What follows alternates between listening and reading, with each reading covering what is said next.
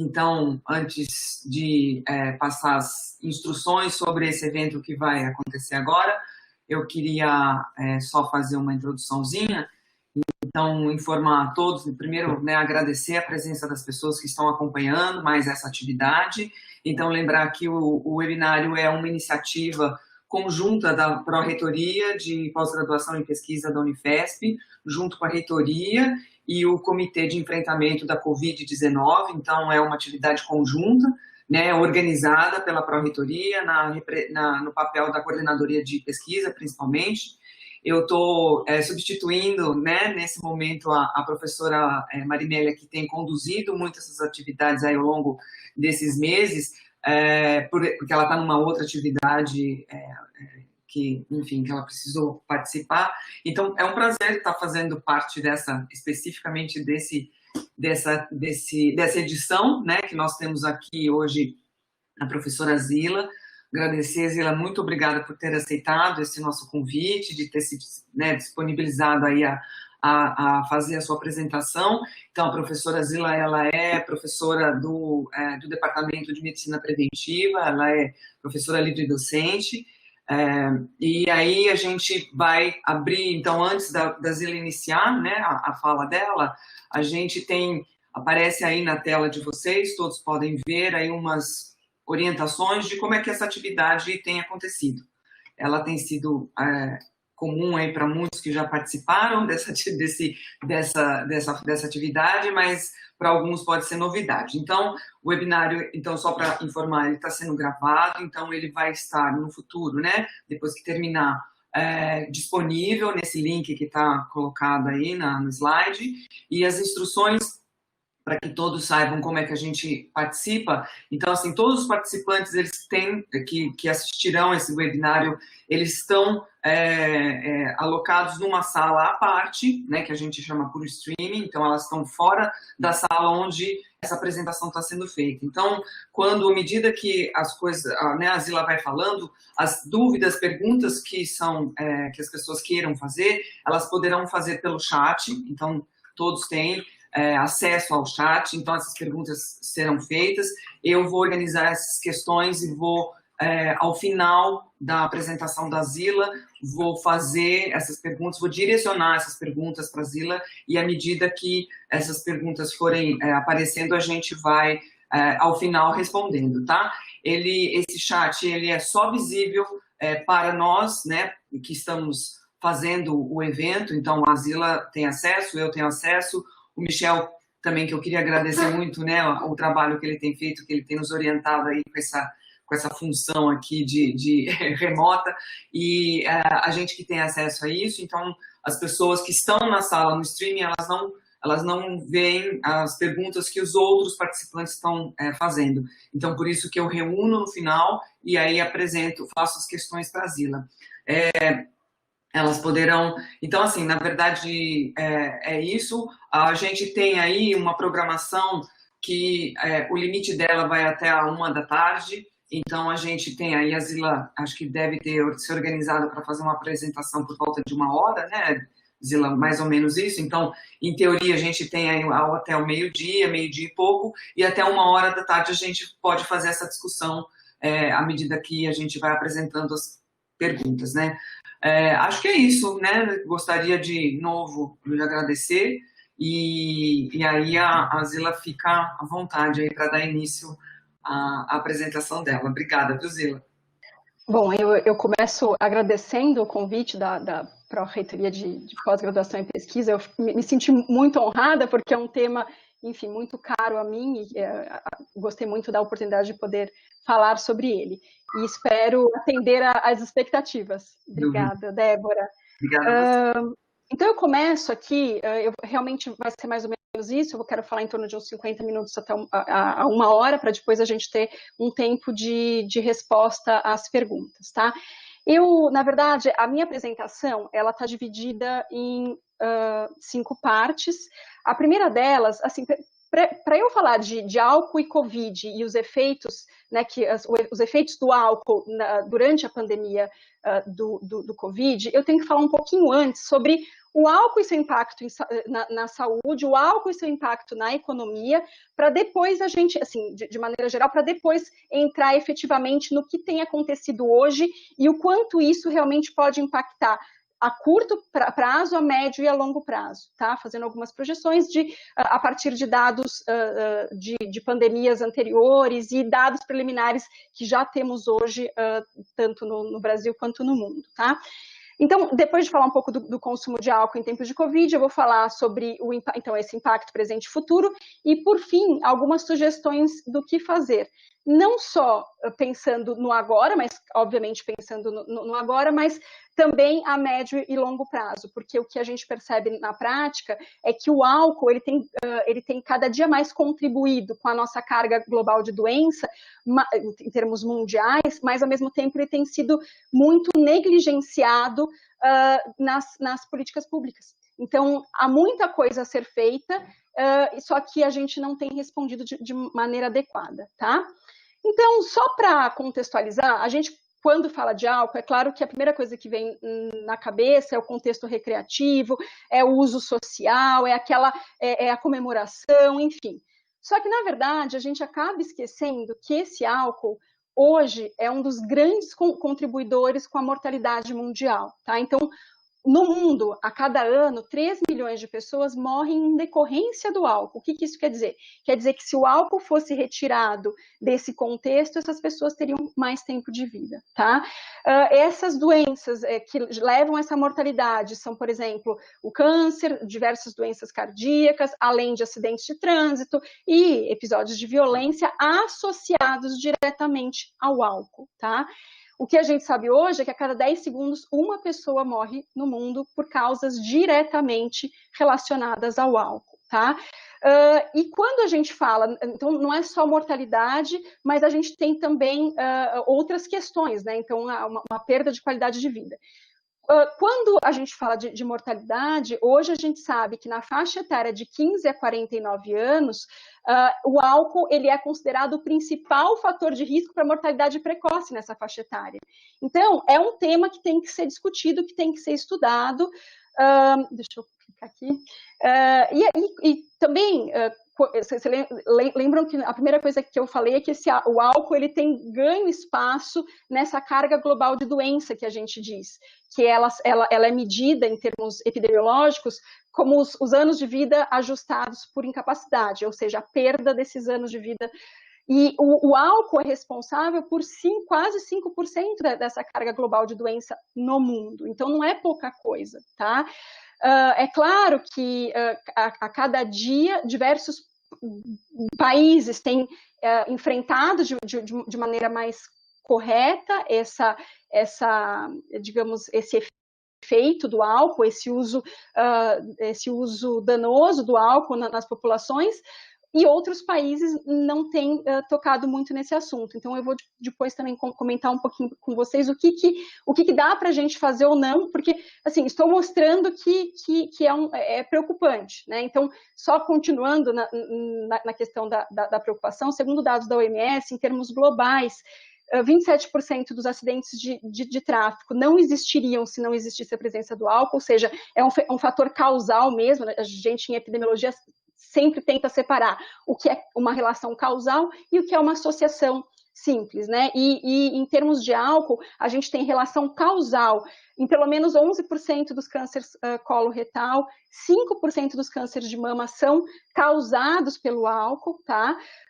20% dos episódios de tuberculose e assim por diante. Novamente, o que isso quer dizer? Quer dizer que se eu não tivesse o álcool, né, neste cenário, estes casos teriam sido prevenidos, tá? Não é que todo câncer de mama seria prevenido, mas esses que são causados pelo álcool seriam. Uma coisa que é importante dizer em termos de Brasil, esses são dados do DataSUS, do Sistema de Informação de Mortalidade, sim, mostra o seguinte, que no Brasil a mortalidade por álcool tem crescido especialmente nas faixas etárias mais velhas, ou seja, se a gente, eu não sei se vocês conseguem ver o gráfico direitinho, mas o que a gente vê aqui? Aqui são dados desde 2000 até 2013, não são os dados mais atualizados, mas são dados importantes para a gente dar uma acompanhada no que está acontecendo. Então, o que a gente vê?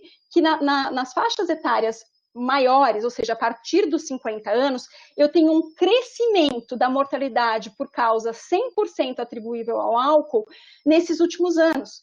Então, assim, a gente sempre se preocupou e deve continuar se preocupando com episódios de intoxicação alcoólica entre os mais jovens, o álcool como fator de risco para mortalidade precoce entre esses mais jovens, porém, o maior crescimento na mortalidade 100% atribuível ao álcool tem acontecido na faixa etária dos mais velhos, tá?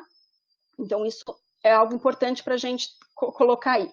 Em termos de Brasil, quando nós somos comparados aos países da América, aos outros países da América Latina, nós somos os oitavos no ranking de mortes totalmente atribuíveis ao álcool. Então, hoje nós temos 40 mortes totalmente atribuíveis ao álcool a cada 100 mil pessoas, tá, ao ano. Então, isso nos coloca numa posição, não é um tipo de ranking que a gente não gostaria de estar à frente, mas estamos, tá? E aí eu sempre gosto nas minhas falas, trazer a questão do álcool e câncer, porque esse é um tema que ele tem sido pouco debatido, especialmente no Brasil, e aí ele não tem necessariamente a ver com o efeito do álcool quando feito em altas doses, ou isso só acontece entre pessoas que bebem demais ou que são dependentes de álcool. Não. O efeito do álcool e o câncer acontece até em baixas doses, tá? Então é importante sempre lembrar isso. Eu trago aqui para vocês, então esse lembrete vem da seguinte forma. Existe uma lista da Organização Mundial da Saúde, da Agência Internacional de Pesquisas para o Câncer. A lista 1 deles é das substâncias que hoje são comprovadamente carcinogênicas para os humanos.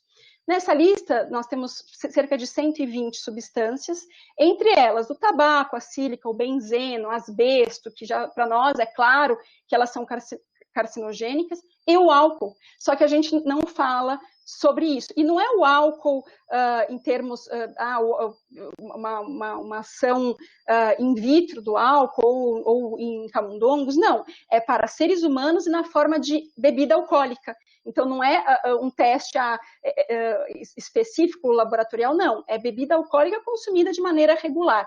E aí eu trago isso, eu tento, é claro, parece que estou trazendo uma visão do apocalipse, mas não é isso. É sempre melhor que nós tomemos decisões informadas para tudo na nossa vida. Então, que a gente saiba quais são os riscos e os benefícios de tudo que nós estamos fazendo, até porque tudo na nossa vida vem permeado de risco e benefício, de proteção e risco. Então, é importantíssimo a gente ter essa clareza para tomar uma decisão informada. E aí, a decisão é individual, já vou falar um pouquinho do efeito coletivo dessa decisão, mas em termos globais, é importante a gente entender o que nós estamos consumindo. E aí, eu digo isso porque eu até coloquei aqui a frase, nós temos que lidar com o que é. Então, apesar de o álcool, e é verdade, ser um fator de socialização, estar presente nas nossas vidas, no nosso cotidiano e nas nossas comemorações, de maneira geral, quando nós colocamos na balança, em termos orgânicos, o que a gente sabe hoje é que não existe dose segura de álcool que eu possa dizer para a pessoa, olha, se você tomar uma dose por dia, você está seguro. Não, o que a gente sabe é que uma dose por dia tem menos risco. E aí a pessoa, é claro, se comparado à pessoa que toma uma dose por dia, que toma 5, essa que toma uma dose, mesmo para câncer, ela tem menos risco. Porém, mesmo uma dose por dia, aumenta o risco de diversos tipos de câncer, pelo menos 7 tipos de câncer. Então, é uma decisão que a gente tem que fazer sempre baseada em dado epidemiológico, tá? Um grande levantamento que foi colocado em 2018 no Lancet, um grande levantamento, eu digo, um estudo que avaliou o dano global, né, causado pelo álcool, nos traz a mensagem final de que quando se é colocado na balança, a gente tem realmente mais prejuízo do que proteção ou do que efeito benéfico, tá? Só que não é só para a saúde, né? Assim, se a gente for pensar em termos, e isso é uma coisa que a gente discute muito, o quanto que as nossas decisões são individuais e o quanto elas impactam no coletivo, tá? É claro que muitas das nossas decisões, elas são individuais e vão se manter no nível individual. Até o álcool, para muitas pessoas, a decisão ela pode não impactar o coletivo. Mas é importante dizer para vocês uma coisa que também a gente esquece, que é o seguinte: o consumo de álcool, esse efeito do álcool em termos de carga global de doenças, impacta em termos mundiais, cerca de 5% do PIB. Em termos de Brasil, um estudo que tem algumas limitações, isso eu tenho que dizer, mas um estudo de 2008 mostra que, em termos de Brasil, nós temos um impacto em 7% do nosso PIB por conta desse consumo abusivo de álcool. Seja, e eu já vou mostrar no próximo slide aqui, só um minutinho, seja por conta de custos diretos e custos indiretos, tá? O CDC, ele mostra para os Estados Unidos um custo aproximado de 249 bilhões ao ano, o quanto que o álcool drena da economia norte-americana, sendo que 10% desse custo é diretamente associado ao serviço de saúde. A maior parte do custo, um pouco mais da metade, é diretamente associado às perdas trabalhistas, tá? Então, perda de produtividade, quando você tem que contratar alguém para compensar um trabalho que não foi feito por outro, as faltas no trabalho, isso é mais difícil de calcular. Então, é claro que esse não é um dado extremamente preciso, mas é o dado que tem sido divulgado pelo CDC, tá? Em termos de Reino Unido, o que o governo do Reino Unido tem de cálculo é o seguinte: o álcool tem drenado cerca de 21 bilhões por ano da economia do Reino Unido. Desses 21 bilhões, 3,5 são custos do SUS deles, né, que é o NHS. Então, é um custo que tem que ser considerado. Enquanto isso, no Brasil, a gente não tem esse dado. Então, eu fico sempre muito interessada em a gente encontrar economistas que pudessem se envolver com isso, porque hoje os nossos dados, para vocês terem uma ideia, esses são dados, esse é um infográfico do Ministério da Saúde, tá? Lançado há 2 anos atrás. Esse infográfico, ele mostra o seguinte, que para o SUS, para a internação no SUS, ou seja, não é só, é só a internação, não entra aí o custo na atenção básica, tá? Entra o custo de internação, só para o SUS. Todas as causas diretamente associadas ao álcool custam 105 milhões ao SUS no Brasil. Só que aí não está incluindo nenhum outro tipo de efeito, tá? Por exemplo, aqui não inclui um acidente de trânsito cuja a pessoa que provocou estava intoxicada com álcool, não entra aqui. Então, é só causa realmente direta. Então, internação por dependência de álcool é mais isso, tá? E aí, olha que interessante, já vou chegar na Covid, mas antes de chegar na Covid álcool, eu queria contar um outro dado muito curioso. Pela primeira vez, a OMS, eles fazem um relatório anual de saúde, né, um relatório estatístico anual, como que o mundo está enfrentando a carga global de doença e buscando atingir as metas do desenvolvimento sustentável, né? Neste ano, eles acabaram de lançar, faz 3 semanas, e pela primeira vez eles colocam o álcool como sendo uma coisa que precisa ser debatida e precisa ser incluída nos planos. Então, veja, isso palavras da própria OMS. Ela reforça a necessidade da redução global de uso de álcool, tá? Veja, não é uma posição de proibição, é uma posição de vamos reduzir a quantidade de consumo, porque quando eu reduzo a quantidade de consumo, eu reduzo a carga global de doença, e a gente tem muita evidência disso. Quanto mais eu aumento o consumo de álcool per capita na população, mais eu aumento doenças crônicas não transmissíveis e todos os efeitos mais imediatos, como, por exemplo, acidentes e etc. Tá? Mas o que diz a OMS? Eles sugerem reduções substantivas na mortalidade por doenças crônicas não transmissíveis, requerem um sistema nacional de saúde, que no nosso caso é o SUS, fortalecido para ofertar serviços equitativos e de alta qualidade para o manejo, né, dessas doenças, começando pelo controle de hipertensão e políticas que diminuam drasticamente o consumo de álcool e tabaco. Esse mesmo relatório prevê, por estimativas que eles têm feito, um aumento de consumo global do álcool pelas tendências que têm sido avaliadas, especialmente nas Américas. Então, as Américas, e é uma região do sul do Pacífico, mas as Américas, digamos que estão aí em alerta, tá?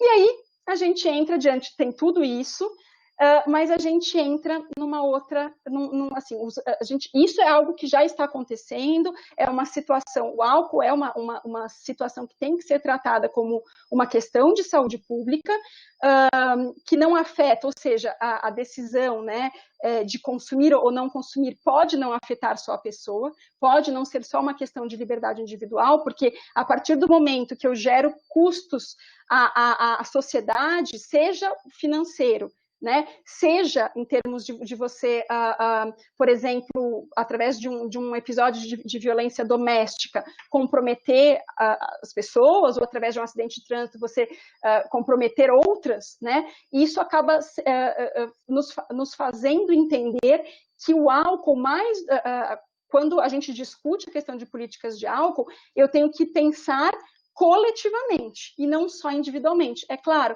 sempre tentando ao máximo preservar as liberdades individuais, mas nunca esquecendo que, em termos de álcool, eu tenho danos a terceiros que podem, inclusive, contribuir mais em termos de efeito, né, do álcool do que o dano individual. Tá? E aí a gente chega na Covid, e o álcool e Covid. Então, vocês devem ter recebido diversos memes. Eu, particularmente, não sei se é porque eu trabalho com isso, mas eu recebo pelo menos uns 2 ou 3 por dia. Agora, nas últimas 2 semanas, deu uma acalmada, mas logo no começo do nosso isolamento social, a gente recebia diversos memes sobre o quanto que as pessoas estavam apostando no álcool, né, para o enfrentamento realmente da situação, mas várias brincadeiras, mas que no fim tinham, né, e elas têm um fundo de verdade. Eu já vou mostrar por que esse fundo de verdade existe, porque as pessoas estão realmente mais propensas a esse consumo nesse momento, tá? Então veio o coronavírus. E aí a gente sabe que desde o final de março, não só no Brasil, mas no mundo todo, diversas mudanças aconteceram. Além da situação ter gerado uma insegurança, um medo nas pessoas, nós tivemos várias medidas que a gente chama de intervenções não farmacológicas que foram propostas pelos governos, tá? A primeira delas foi a questão do distanciamento físico. Então, as pessoas, elas estão trabalhando em home office, elas estão mais distantes, tá? E com esse distanciamento físico vem diversas questões que eu já vou trazer, mas além dessa medida vieram diversas outras. Então, por exemplo, fechamento de estabelecimentos do comércio, incluindo bares e baladas, vamos guardar essa informação. Fechamento de escolas e universidades, encerramento, né, cancelamento de eventos culturais, eventos esportivos, limitação no acesso aos serviços de saúde. Por quê? Porque, basicamente, o serviço inteiro se focou agora em Covid. Então, por exemplo, claro, para dar conta da demanda, então, as UTIs não podem ser preenchidas por outros, por exemplo, por cirurgias eletivas, porque é necessário que esses leitos sejam reservados. Então, a gente está realmente tendo menos... Nós não podemos ir presencialmente em consultórios médicos, então está tendo uma limitação nessa questão do acesso à saúde. O trânsito está reduzido. E nós temos a principal questão aí, que é o confinamento doméstico e o medo, que geram aí um componente que eu já vou dizer que é um componente que acaba favorecendo esse consumo de álcool. Mas notem, de todas essas mudanças que ocorreram, algumas nos levam a uma facilitação do acesso ao álcool e outras a uma dificuldade, né? Então, se a gente for olhar com calma, por exemplo, o fechamento de bares e baladas implica numa redução do consumo público de álcool, tá? Se a gente olha essa questão de redução de eventos esportivos, eventos culturais, a gente também tende a imaginar que haveria uma redução de consumo, porque a gente está reduzindo esses eventos e assim por diante. Trânsito reduzido, a gente imagina menos efeito do álcool no trânsito, porque a gente sabe que, especialmente em São Paulo, a gente tem um efeito importante nas sextas, sábados e domingo do álcool nos acidentes fatais, tá? E aí nós temos que considerar esta mistura toda, o confinamento doméstico e essa sensação de insegurança e medo para entendermos o que está acontecendo no mundo em termos de álcool, tá? No começo de março, eu tive a oportunidade de participar de uma publicação sobre o que foi uma revisão, na verdade, para tentar prever o que poderia acontecer com o padrão de consumo de álcool das diferentes populações, tá? Naquele momento, início de março, meados de março, a situação ainda não estava tão definida, mas o que a literatura nos mostrava? O que a revisão de literatura buscando outros momentos pandêmicos, outros momentos de desastres naturais, por exemplo, furacões, tsunami, momentos de guerras e episódios de terrorismo, como, por exemplo, o terrorismo nas Torres Gêmeas e assim por diante. Tudo isso, e crises econômicas muito importantes que aconteceram em alguns países do mundo. Então, tudo isso foi levantado, e o que a gente encontrou? Encontrou que crises econômicas e de saúde pública, elas não têm um comportamento padrão no uso de álcool das populações. O que acontece? Nós encontramos dois cenários. Então, populações em que houve um aumento de consumo de álcool, especialmente associado ao estresse, medo e ansiedade que essas pessoas estavam sentindo, então elas utilizavam o álcool como uma forma de automedicação, entre aspas, tá? Quanto mais isolamento social, então, por exemplo, em casos de outras pandemias, de SARS, por exemplo, quanto mais isolamento social existe, mais as pessoas se sentem menos amparadas, elas se sentem com mais dificuldade por conta da solidão e desse isolamento mesmo, né, com menos interação social, e mais tempo livre. Então, foram os principais motivos associados a um aumento de consumo de álcool, tá? Isso falando de curto prazo, eu já vou chegar no longo prazo. E em algumas populações, houve redução no consumo de álcool. E essa redução foi basicamente atrelada à redução da oferta de álcool, também já vou falar disso dando exemplos atuais, especialmente da África do Sul. Então, houve uma redução na oferta, na oferta, eu digo, na facilidade de acesso a esse álcool, porque lojas foram fechadas, ou enfim, ou porque houve dificuldade de chegar até o álcool, então há uma redução de consumo. E redução da capacidade de compra. Então, especialmente nas comunidades que já têm uma renda menor, quando vem a crise econômica, eles acabam cortando esse consumo de álcool. Então, funciona diferente de acordo com a classe socioeconômica e com as leis de álcool de cada país, tá? Isso utilizando dados, então, do passado. Mas o que aconteceu nesses países em termos de médio e longo prazo? Olha que interessante, então dados desses eventos traumáticos que a gente diz, populacionais, então não é evento traumático individual, porque a gente já sabe, inclusive, que os eventos traumáticos individuais, sim, aumentam muito, né, a chance de a pessoa se tornar dependente de álcool. Mas os eventos traumáticos populacionais também têm esse efeito. Então, por exemplo, em algumas comunidades americanas e do Caribe que passaram por furacões, as pessoas que viveram mais de perto dos furacões e mais episódios de furacões tiveram tanto aumento a médio e longo prazo da prática do binge drinking, que é beber 5 doses de álcool ou mais em uma ocasião, quanto aumento de dependência mesmo, de diagnóstico de dependência com necessidade de tratamento a médio e longo prazo.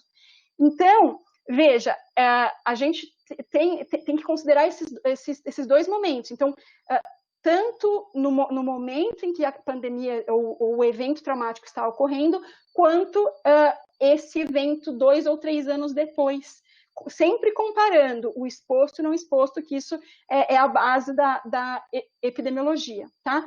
Só que, olha, outro dado interessante, isso não foi igual entre as populações. Então, esse efeito era muito maior, esse aumento da dependência do binge entre os homens do que entre as mulheres, tá? E, além disso, fatores contextuais e socioeconômicos anteriores ao evento traumático também influenciavam. Então, para as comunidades mais pobres, existia a dinâmica era um pouco diferente do que as comunidades mais ricas, tá? Então, isso tem que ser considerado também. Ou seja, não existe uma regra para todos.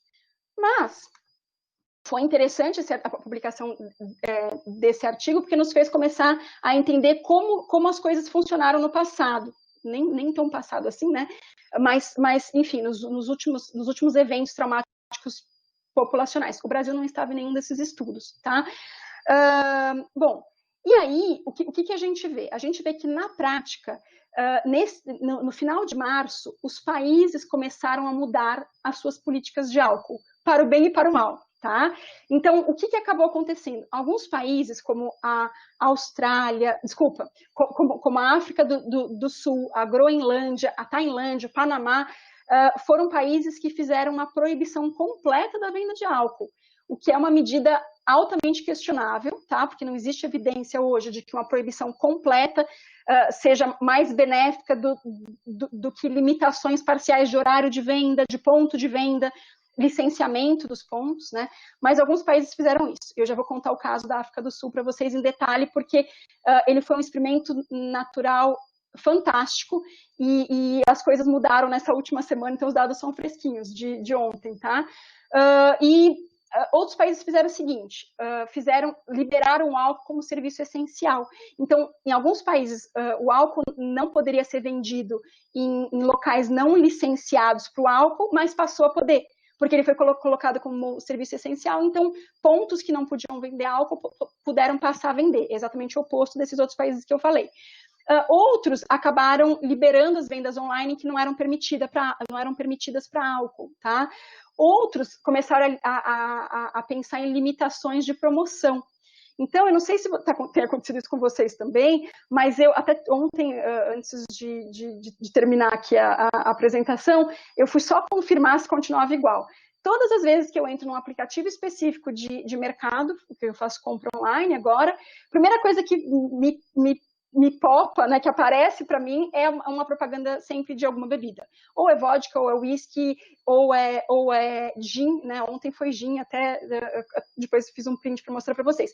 Então, a primeira coisa, ou eu vou buscar macarrão, aparece a promoção de uma bebida alcoólica. E às vezes são promoções assim, absurdas. Então, alguns países começaram a limitar essas promoções. Então, por exemplo, se o preço da vodka é R$40, eu não posso vender por 20. Ou se o preço é X, eu não posso vender por menos do que X, tá?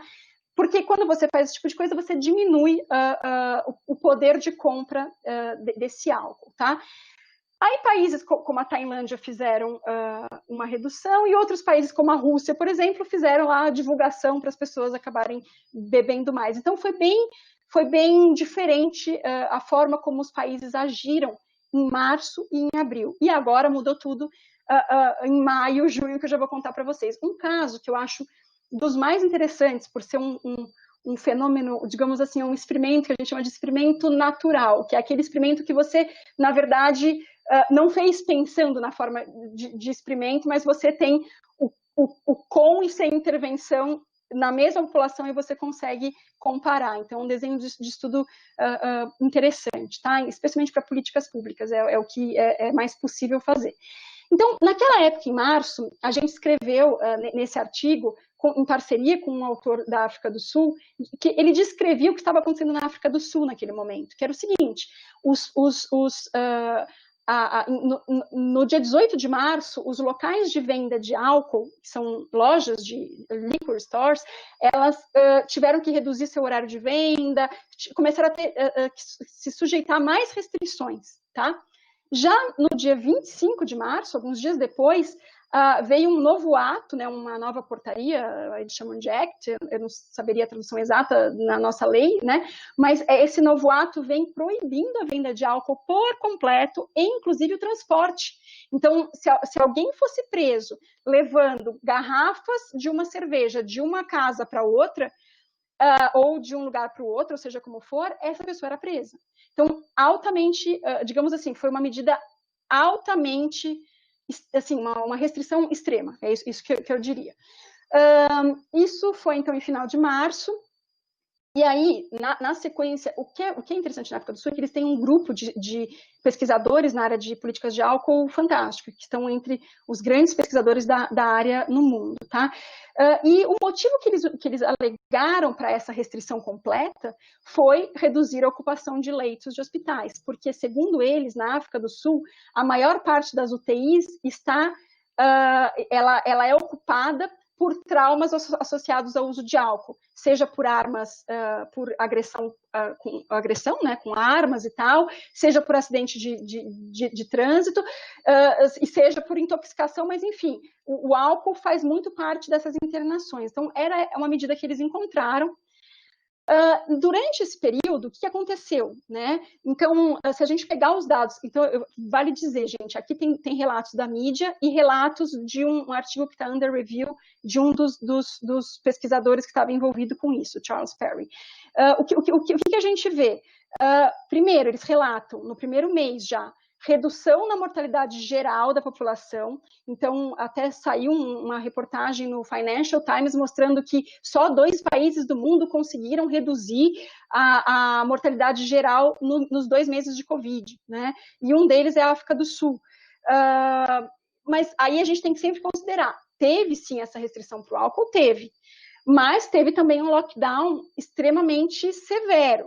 Então, a gente não consegue separar aí o que foi a redução da mortalidade geral na população por conta do lockdown ou por conta do álcool. Mas vale sempre destacar que redução da mortalidade geral num global, em pouco tempo, está sempre muito atrelada à redução de causas externas, né? Porque se a pessoa está doente, é uma coisa que muitas vezes você não consegue reduzir em termos populacionais esse efeito, tão imediato assim, né? Mas em causas externas você consegue. Então, assim, a gente não consegue saber o que contribuiu aí, tá? Mas fica ali uma questão. Outra coisa que eles levantam é que 9.000 ocorrências por traumas foram prevenidas, ou seja, deixaram de ocorrer, eram previstas e deixaram de ocorrer em um mês, tá? Porém, houve aumento da venda de álcool ilícito. Então, de novo, a gente tem que sempre olhar para todos os lados da história, né? Seja lá como for, o que aconteceu no dia 1º de junho, segunda-feira. Vamos só lembrar, acabei não falando, mas na África do Sul, eles têm uma tendência de ouvir muito os cientistas da área de álcool, que inclusive trabalham para o governo, tá? Então, eles estavam envolvidos nessa questão aí de restrição, né? Claro, eles achavam que seria um mês de lockdown, mas acabou durando mais, então tem toda uma questão que também eles planejaram uma coisa que acabou se estendendo. Mas o que aconteceu?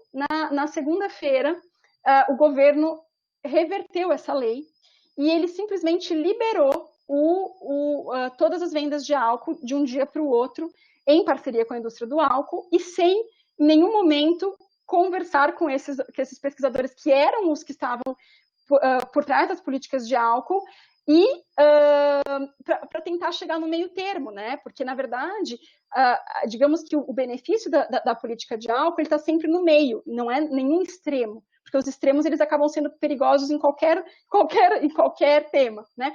No álcool também. E aí o que aconteceu? Eles simplesmente liberaram venda livre do álcool. Olhem, se vocês procurarem no Google hoje, né, pelo menos ontem, fotos do retorno as vendas de álcool saíram em toda a mídia da África do Sul, em vários jornais televisivos, né, YouTube e escritos, né, mostrando as filas. Então, as pessoas sabiam que a partir do dia 1 ia voltar a vender a partir das 8 da manhã, e tinham filas que rodavam o quarteirão para compra dessas. Então, aqui vocês estão vendo as filas, tá? E olha, outra coisa altamente curiosa, que também é um dado que espero que os pesquisadores, é claro, aconteceu essa semana, mas espero que os pesquisadores utilizem esse dado até para fazer uma discussão, acompanhar agora e ver como é que as coisas acontecem. Mas vejam, de um dia para o outro, de quando o álcool foi liberado, eles dobraram as entradas por trauma nos hospitais de Cape Town. Então, de um dia para o outro, essa liberação, e basicamente o que diz lá o CEO de um dos núcleos de atenção aí à saúde pública, que em 24 horas, né, o número de casos nas unidades de trauma dobrou, a maioria deles eram pacientes que tinham evidências de estarem embriagados, e alguns tinham ferimentos por arma de fogo e agressões decorrentes de brigas, tá? Então, fica aí também um alerta. Então, é isso que eu estou dizendo, é muito, digamos que é muito, não é simples qualquer tipo de tomada de decisão, tá? Ela tem que ser muito bem pensada, mas de qualquer forma ela tem que ser pensada, ela tem que ser discutida. Outro caso interessantíssimo também, um artigo que saiu semana passada, da Austrália, ele mostra o seguinte: a Austrália é um dos países referência em políticas de álcool, eles têm horário de fechamento, de interrupção de venda de bebida alcoólica, para depois só retomar no dia seguinte a partir de um horário, reduziram muito o consumo deles nos últimos anos, não só o consumo per capita, mas os danos associados ao consumo, porque é isso que a gente realmente quer olhar, né, o quanto que eu estou prevenindo de dano a uma população. O que a Austrália fez? Ela começou a notar nos últimos tempos um aumento gigantesco nas transações por cartão de crédito para compra de bebida alcoólica.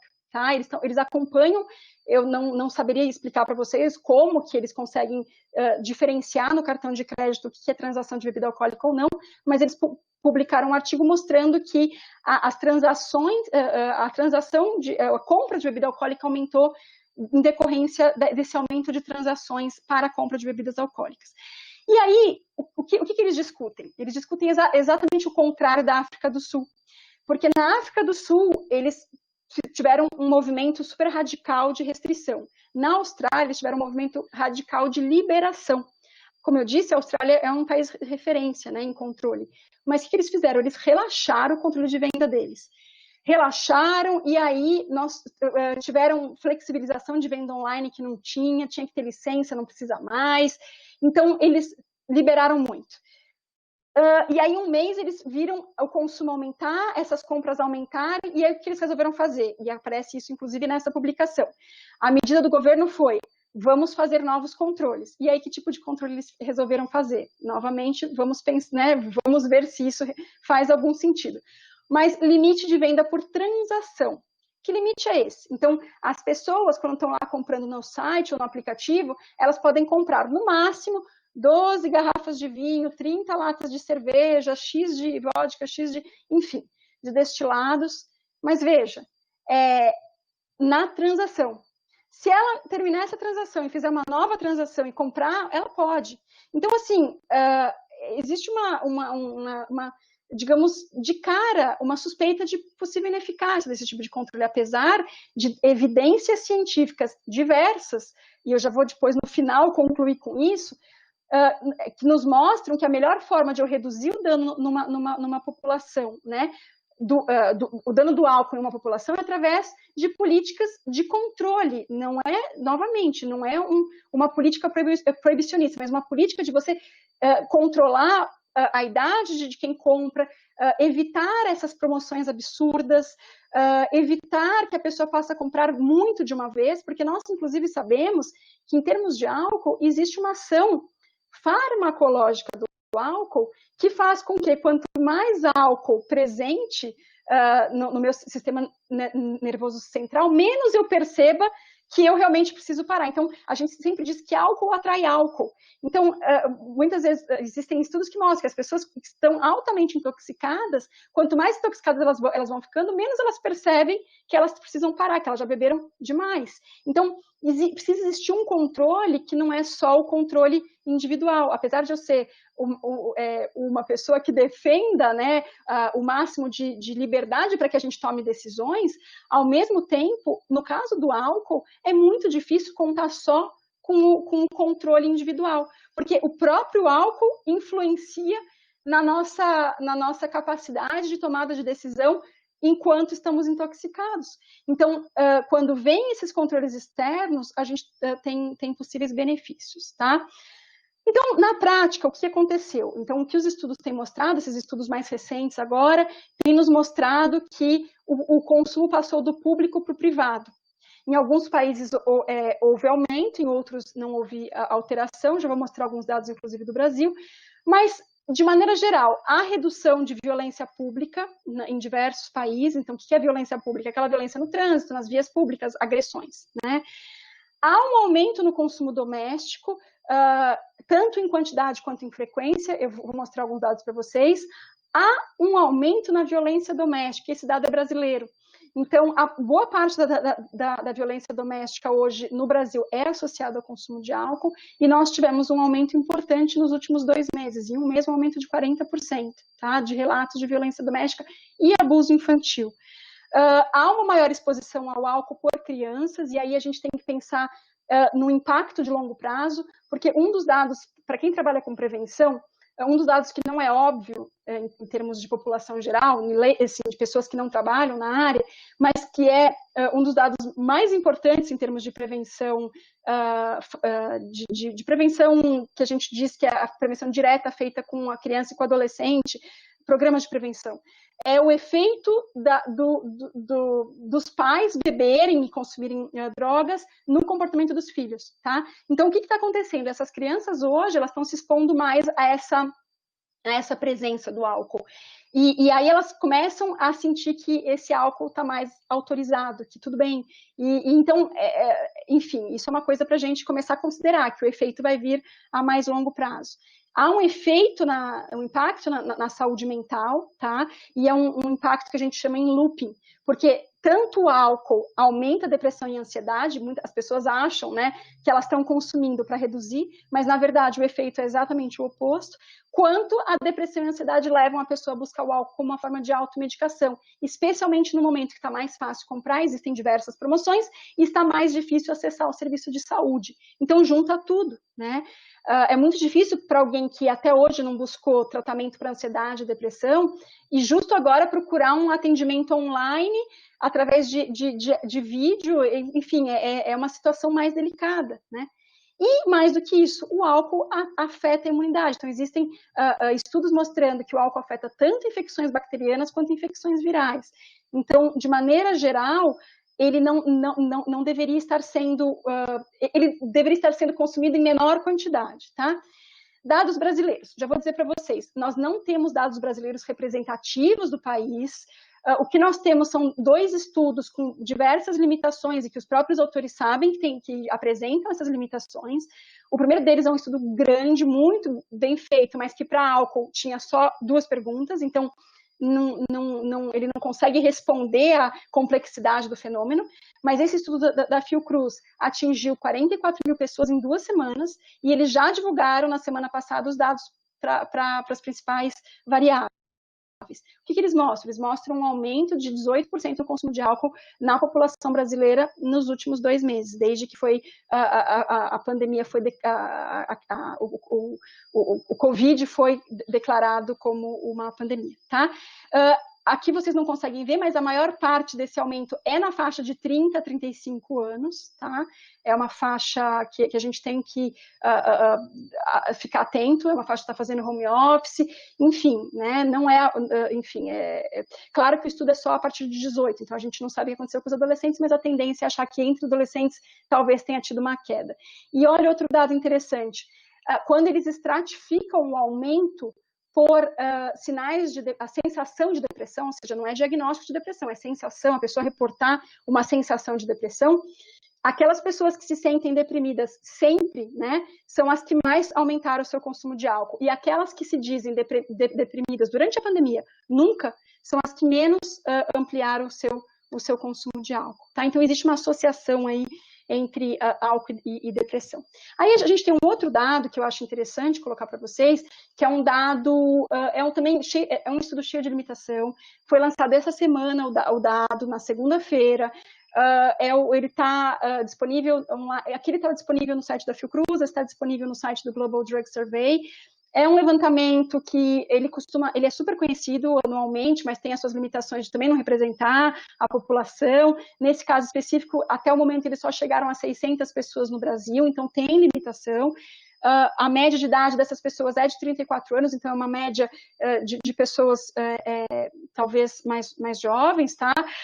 E o que ele encontrou? Ele encontrou um aumento de relato de prática de binge, desde o início da binge, então que é aquele beber demais, né? 5 doses ou mais em uma ocasião. De 26% no Brasil, tá? Um pouco acima da média global. Eles encontraram também um aumento de 41% nos dias, então 41% das pessoas reportaram terem começado, que elas estão bebendo mais dias da semana, e 34% reportaram estar bebendo antes no dia, começar a beber antes, tá? Que também é um fator ruim em termos de preditor de dependência, tá? E aí também perguntaram por que as pessoas aumentaram esse uso de álcool. Basicamente, quais foram as respostas desses 600 brasileiros? Porque eles têm mais tempo, porque eles estão entediados, porque eles se sentem estressados e ansiosos, porque eles não conseguem lidar com a situação e porque existem diversos eventos online com consumo de álcool, tá? E aí, o que aconteceu em termos mundiais para enfrentamento dessa situação? Então, a gente sabe que esse consumo está aumentando, a gente tem evidências nacionais, internacionais, com as suas limitações, porque é tudo muito novo, então eu não consigo dizer para vocês, é certeza absoluta que isso aconteceu e é dessa forma que funciona. Não, a gente sabe que existem limitações nesses dados, tá? Mas como que o mundo começou a se mobilizar? Primeira coisa, não sei se vocês lembram, mas nós fomos encharcados de notícias falsas no início. Inclusive, algumas notícias comprometeram vidas. Então, no Irã, 700 pessoas morreram porque elas receberam uma informação de que uma bebida lá específica, alcoólica, mataria o vírus, elas beberam, e era uma bebida intoxicada. Enfim, então, essas pessoas morreram.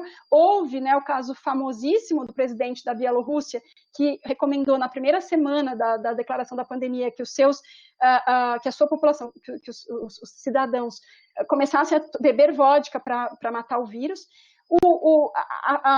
A enxurrada de notícias falsas fez com que a OMS, em abril, tivesse que lançar uma nota, e na sequência eu vou mostrar para vocês vários materiais informativos sobre álcool e Covid, porque eles perceberam que tinha saído do controle, tá? Então, a OMS lança uma nota mundialmente dizendo: o álcool não protege contra o Covid, esse álcool na bebida alcoólica, né? Ele protege utilizado em 70% quando você está utilizando de forma externa, né? E ele a OMS diz o seguinte para o mundo: o acesso deveria ser restrito durante o lockdown, ou seja, não vamos proibir, mas vamos diminuir, né, esse acesso, enquanto muitos países estão, tipo o Brasil, facilitando o acesso. No meio dessa confusão toda das fake news, a APARRO, né, a OPAS, que é a Organização Pan-Americana de Saúde, resolveu tomar a frente e falou: vamos fazer manuais informativos, porque as pessoas estão precisando saber que o álcool, essa confusão de que o álcool, porque eu posso usar na mão e ele vai matar o coronavírus, e as pessoas estão, algumas, utilizando isso como motivo para beber mais, vamos dizer que são notícias falsas. Então, eles lançaram informativos, vocês podem encontrar no site da APARRO, então eles vão colocando lá quais são as fake news e por que aquilo não é real, tá? Então, beber álcool não mata o vírus, o álcool não aumenta a imunidade e resistência ao vírus, que era o caso do Irã, né? As pessoas com alcoolismo não são imunes ao vírus, que também tinha notícias sobre isso. Beber álcool não melhora o humor e a ansiedade. Lançaram em vários idiomas, né, nos idiomas das Américas. E aí, ao mesmo tempo, eles também lançaram esse infográfico, um fact sheet, né, uma folha de fatos, orientando as pessoas, olha, nós estamos sabendo que está tendo esse aumento aí de consumo de álcool, seja por uma questão da ansiedade em si, seja por conta de notícias falsas, mas a gente precisa tomar cuidado com isso. Então, lançam mais material dizendo para as pessoas evitarem o consumo, para as pessoas evitarem estocar em casa, porque aquilo que eu expliquei, quanto mais a gente estoca, como álcool atrai álcool, quando está fácil ali do lado, terminou uma garrafa, você pega outra e não tem aquela, às vezes, limitação física de falta do álcool naquele momento, depois amanhã eu compro e aí amanhã eu vejo isso, né? Então, evitar estocar em casa, não tomar para lidar com as emoções, não misturar álcool com medicamentos, né? Lembrar isso, que é uma coisa óbvia, mas que nem todo mundo sabe. Evitar tomar álcool quando você fuma ou parou de fumar, porque existe essa questão da dependência, de que as dependências elas andam juntas, né? E aí eles tocam num assunto que para mim é um assunto muito caro, que é a questão de conversar com as crianças sobre essa questão do álcool na pandemia, porque elas estão vendo esses pais beberem, e o que a gente sabe hoje de avaliação de programas de prevenção é que quanto mais expostas elas estão ao álcool doméstico, maior a chance de elas iniciarem precocemente, de praticarem binge na adolescência, e quanto mais precocemente elas iniciam e mais binge elas praticam na adolescência, maior a chance de elas se tornarem dependentes no futuro. Eu estou falando muito de dependência, mas a cada dia mais cai por terra essa ligação só de álcool e dependência de álcool, como se fosse este o único problema. Está cada dia mais claro que o grande custo social do álcool, além dos danos a terceiros, acidente de trânsito, violência, etc., é o dano, é o aumento do risco para as doenças crônicas não transmissíveis, que as pessoas estão vivendo mais, e aí você está tendo mais impacto desse álcool a longo prazo, tá? E aí, o nosso futuro é incerto, tá? Óbvio, em todos os sentidos, e no sentido de álcool também. Então, eu não estou aqui para fazer nenhuma predição, até porque eu não tenho a menor intenção e acho que as predições, elas estão, digamos, que vocês têm visto, né? As diversas predições, elas mudam, e a gente tem um pouco de insegurança de fazer predição com tantas variáveis que a gente chamaria de variáveis que estão não só confundidoras, mas são variáveis explicativas também do fenômeno, então a gente tem que tomar cuidado para não extrapolar alguns achados. Mas o que a gente imagina? Baseado em dados anteriores, tá? Que muito provavelmente haverá um aumento nos casos de dependência, porque isso aconteceu em outros países, em outras pandemias, em outros momentos, tá? A médio e longo prazo, e a mais longo prazo, aumento na incidência de doenças crônicas. Lembrando que o aumento de incidência de doenças crônicas não depende só, efetivamente, de eu fazer um uso de álcool alto, aquele uso, muitas doses por dia. Não, tá? Aumento aos custos do SUS para toda essa questão que deverá vir, tá? Haverá impacto no PIB, porque a gente viu o quanto que efetivamente o álcool impacta no nosso PIB, e a gente não fala sobre isso. As vendas em casa, pela internet, elas podem se perpetuar, essa facilidade, ela pode virar um hábito, né, que não era, e a gente tem visto o quanto isso tem aumentado, e esses preços mais baixos, esses aplicativos estão fazendo esses preços esses descontos, né? Imagina que não seja só para mim, mas esses descontos ficam pulando no nosso olho, isso pode se perpetuar. Se eles perceberem que esse tipo de movimento aumenta lucro, isso pode se perpetuar. E então a gente tem que ficar alerta a tudo isso, tá? Não estou afirmando que isso vai acontecer, mas é um alerta. E para encerrar, o que os governos podem fazer? Então, isso, a gente tem esse cenário, é uma previsão, a gente vai saber realmente se essa previsão ocorreu ou não daqui 2, 3 anos, para doenças crônicas mais tempo, né, muito mais do que 2, 3 anos, mas o que os governos podem fazer? E olha que interessante, isso é uma discussão, apesar de, é importante também dizer isso, o nosso plano de enfrentamento ao Covid, do nosso governo, em nenhum momento cita o álcool. Alguns países, como a África do Sul, né, como a gente diz, e o Reino Unido, etc., citam o álcool como essa questão de como lidar com isso por diversas vias. Eu não estou dizendo que existe uma via certa, mas o álcool ele está ali lembrado. No nosso caso, como muitas outras questões, esse álcool não está lembrado, tá? Então, Só que, veja, ele não está só esquecido por conta da Covid. Nós somos um país de baixa regulamentação de álcool. Então, em 2010, a Organização Mundial da Saúde fez uma estratégia global, a Global Strategy, para reduzir o uso danoso de álcool no mundo. O que a gente sabe hoje é que alguns países aderiram muito bem a isso e tiveram redução do seu consumo, por exemplo, a Rússia, e outros países, simplesmente, como o Brasil, não tocaram no assunto. É como se essa Global Strategy nunca tivesse existido. Mas o que é? Saiu da cabeça das pessoas da OMS essas informações? Não. O que eles fizeram? Eles pegaram fizeram uma ampla revisão da literatura para ver o que funciona na redução do uso nocivo de álcool dentre essas intervenções que já foram testadas no mundo, tá? E aí eles elencaram, categorizaram essas intervenções em 10 categorias, né? Encaixaram em 10 categorias.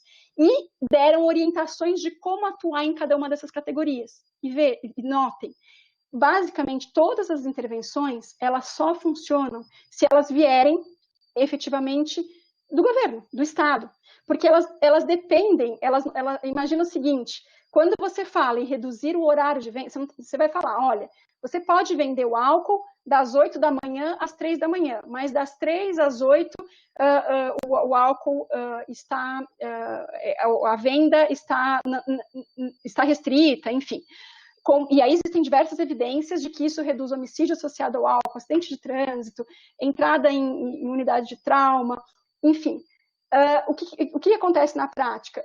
Se você deixa uma autorregulamentação do mercado para isso, as pessoas não vão cumprir. Então, tem que vir de cima, é o tipo de coisa que tem que vir de cima. Não adianta contar com os vendedores ou com a indústria para apoiar esse tipo de medida, apoiar que as pessoas tenham que ter licença para vender álcool, que não pode vender álcool em isopor, em qualquer lugar. Não, então é o tipo de coisa que tem que ser fiscalizado. Mesma coisa do beber e dirigir.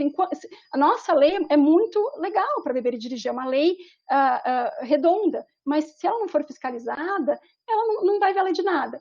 Depois desses 10 eixos da Estratégia Global de 2010, em 2018, a OPAS lançou, em parceria com a OMS, para orientar os governos. Veja, está aqui, o que vocês devem fazer? Isso funciona. Nós temos evidência de tal qualidade, e aí eles deram inclusive, ponderaram a qualidade de cada evidência, dizendo, olha, as pessoas fazem intervenção em escola, mas a evidência, em termos populacionais, é baixa.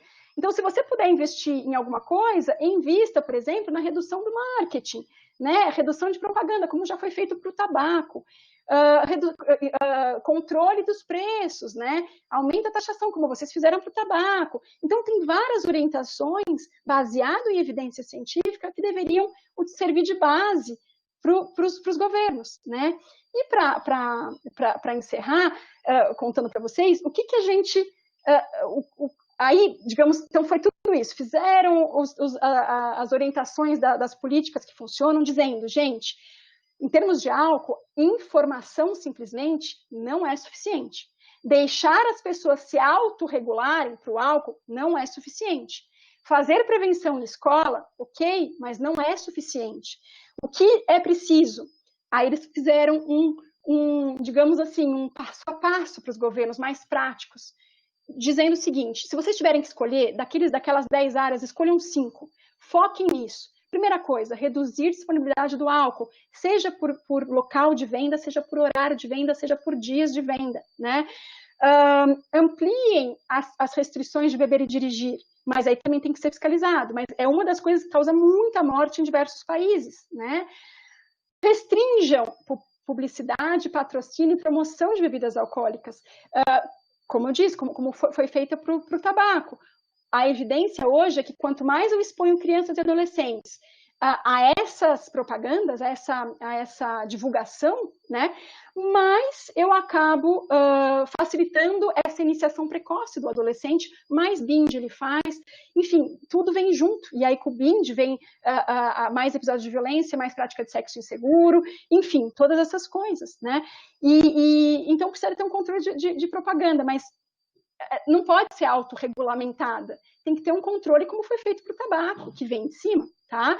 Aumentem os preços, e aí cada país tem que fazer a sua curva, né? Fazer cálculos econométricos para ver qual seria a taxação em que você não tem uma explosão de venda de ilícito, de álcool ilícito, mas que ao mesmo tempo você reduza. Então, por exemplo, a Escócia fez, né, esse estudo, tem uma taxação aumentada e, além de tudo, eles agora têm o preço mínimo por dose. Então, as pessoas não podem vender dose a menos de um valor X. No Brasil, a gente não tem isso, e a gente tem bebida alcoólica, corote de 500 mililitros vendido a R$2, né, que é uma bebida destilada. Enfim, e mais do que isso, para finalizar, facilitem o acesso ao diagnóstico. Então, o nosso SUS, ele tem hoje previsto na atenção básica o diagnóstico, né? Então, fazer um screening para consumo abusivo de álcool, para dependência de álcool, mas na prática a gente sabe que é esquecido, tá? Então, o certo seria a gente investir nisso também. Esse combo todo, esse programa todo que a OMS divulgou para os governos e pediu apoio, inclusive aqui no Brasil isso aconteceu em 2018, esse programa chama SAFER, tá?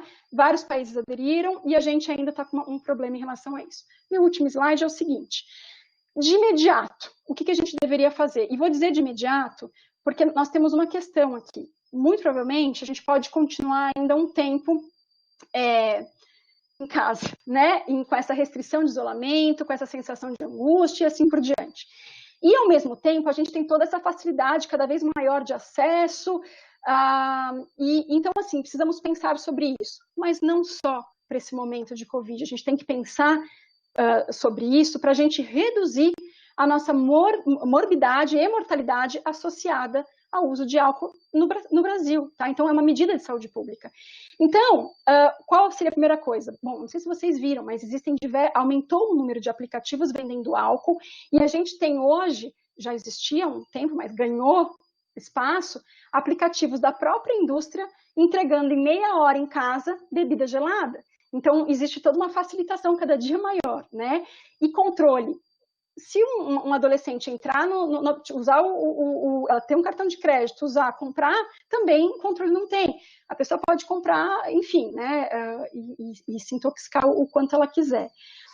Em relação aos preços, então até coloquei aqui um print screen do meu celular de ontem. Eu entrei no aplicativo de novo. Ontem foi um gin, tá? Mas em geral me aparecem vodkas todas as vezes que eu vou comprar pão e macarrão. Mas é uma coisa que a gente precisa considerar. Então, quem está ganhando com isso, né? Com essa facilidade, com esses preços tão baixos? O preço quanto mais baixo, mais estimula o consumo, né? E mais do que isso, num pós-pandemia, será que não é hora de a gente começar a pensar em aumentar a taxação exatamente para aumentar a arrecadação do governo em relação a isso, né? E, por fim, a questão do marketing. O nosso marketing de álcool ele é completamente desregulado.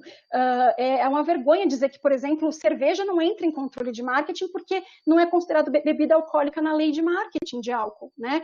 Então, vocês devem estar, as crianças, os adolescentes estão sendo super expostos a lives de todos os tipos, financiadas pelas marcas de cerveja, e não só de cerveja, tá? A gente tem visto, inclusive, bebidas que não poderiam estar sendo divulgadas abertamente, porque tem horário em que elas poderiam estar sendo divulgadas, que são as bebidas com mais de 13 graus Gay-Lussac, que estão sendo divulgadas amplamente no YouTube a qualquer hora do dia, tá?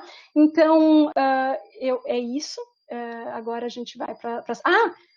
antes disso, só para dizer para vocês, a gente está participando de um estudo em parceria com a OPAS, um estudo que está sendo liderado pela OPAS nos 33 países da América Latina, que é uma pesquisa para, claro, de novo, gente, não é representativo da população, é só de quem vai ter acesso à internet, etc, etc.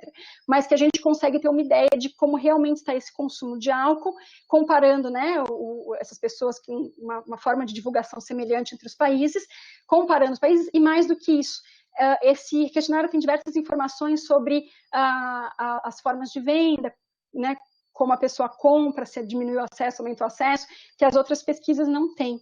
Então, acaba sendo até mais interessante do ponto de vista de políticas de álcool. Vai dar mais respostas às políticas de álcool do que aquelas duas anteriores que eu mostrei para vocês, tá? Era isso, então, deixo aqui o meu e-mail, caso alguém queira tirar uma dúvida, das que a gente, né, se não dá tempo de tirar todas agora, e agradeço novamente a Débora e a Pró-Reitoria pela oportunidade. Obrigada, Zila. Eu estou tentando aqui abrir minha câmera aqui para falar com vocês, acho que está entrando. Muito obrigada, excelente apresentação. Eu fiz aqui tivemos várias perguntas, várias pessoas fizeram elogios, né, sobre a sua apresentação. Eu fiz uma organização aqui em relação às questões para a gente tentar dividir aí em tópicos. Eu acho que a gente poderia... Então, assim, basicamente tem uma que eu encaixei de conhecimento geral sobre, né, a questão do álcool, pensando mais em questões de conhecimento popular, né? Uma que trata bastante, muitas questões sobre a política que está sendo adotada durante a pandemia e mesmo política geral, pensando no país, no nosso Brasil, eu acho que é a maior parte das questões. Uma que trata, né, umas questões que tratam sobre, que dá até para encaixar nessa, sobre questão econômica, né, do impacto do uso do álcool na economia, e uma que é bem direcionada sobre as metodologias que vocês, pesquisadores na área de álcool, utilizam para poder ajudar, auxiliar nesse tipo de dados que você apresenta. Então, assim, uma das primeiras questões e não foi uma vez só que apareceu, sobre essa questão de conhecimento popular, a questão, assim, como é que você avalia a indicação de vinho, né, como uma medida saudável, né? Então tem aqui, tanto a Cristina quanto o Thiago, eles colocaram essa questão, eu achei bastante interessante, então acho que valeria a pena, né? Tem gente que coloca que tomar vinho faz bem para o coração, outros dizem que um copo né, que cerveja também faz muito bem para o funcionamento dos rins, então acho que valeria a pena um olhar seu, porque esse é um conhecimento popular e acho que é válido a gente trazer essa questão aqui. Sim, é um tema super importante. Então, assim, o que eu posso dizer é que o conhecimento sobre o álcool tem, obviamente, evoluído nos últimos 40 anos, tá? Isso é uma coisa, é um fato.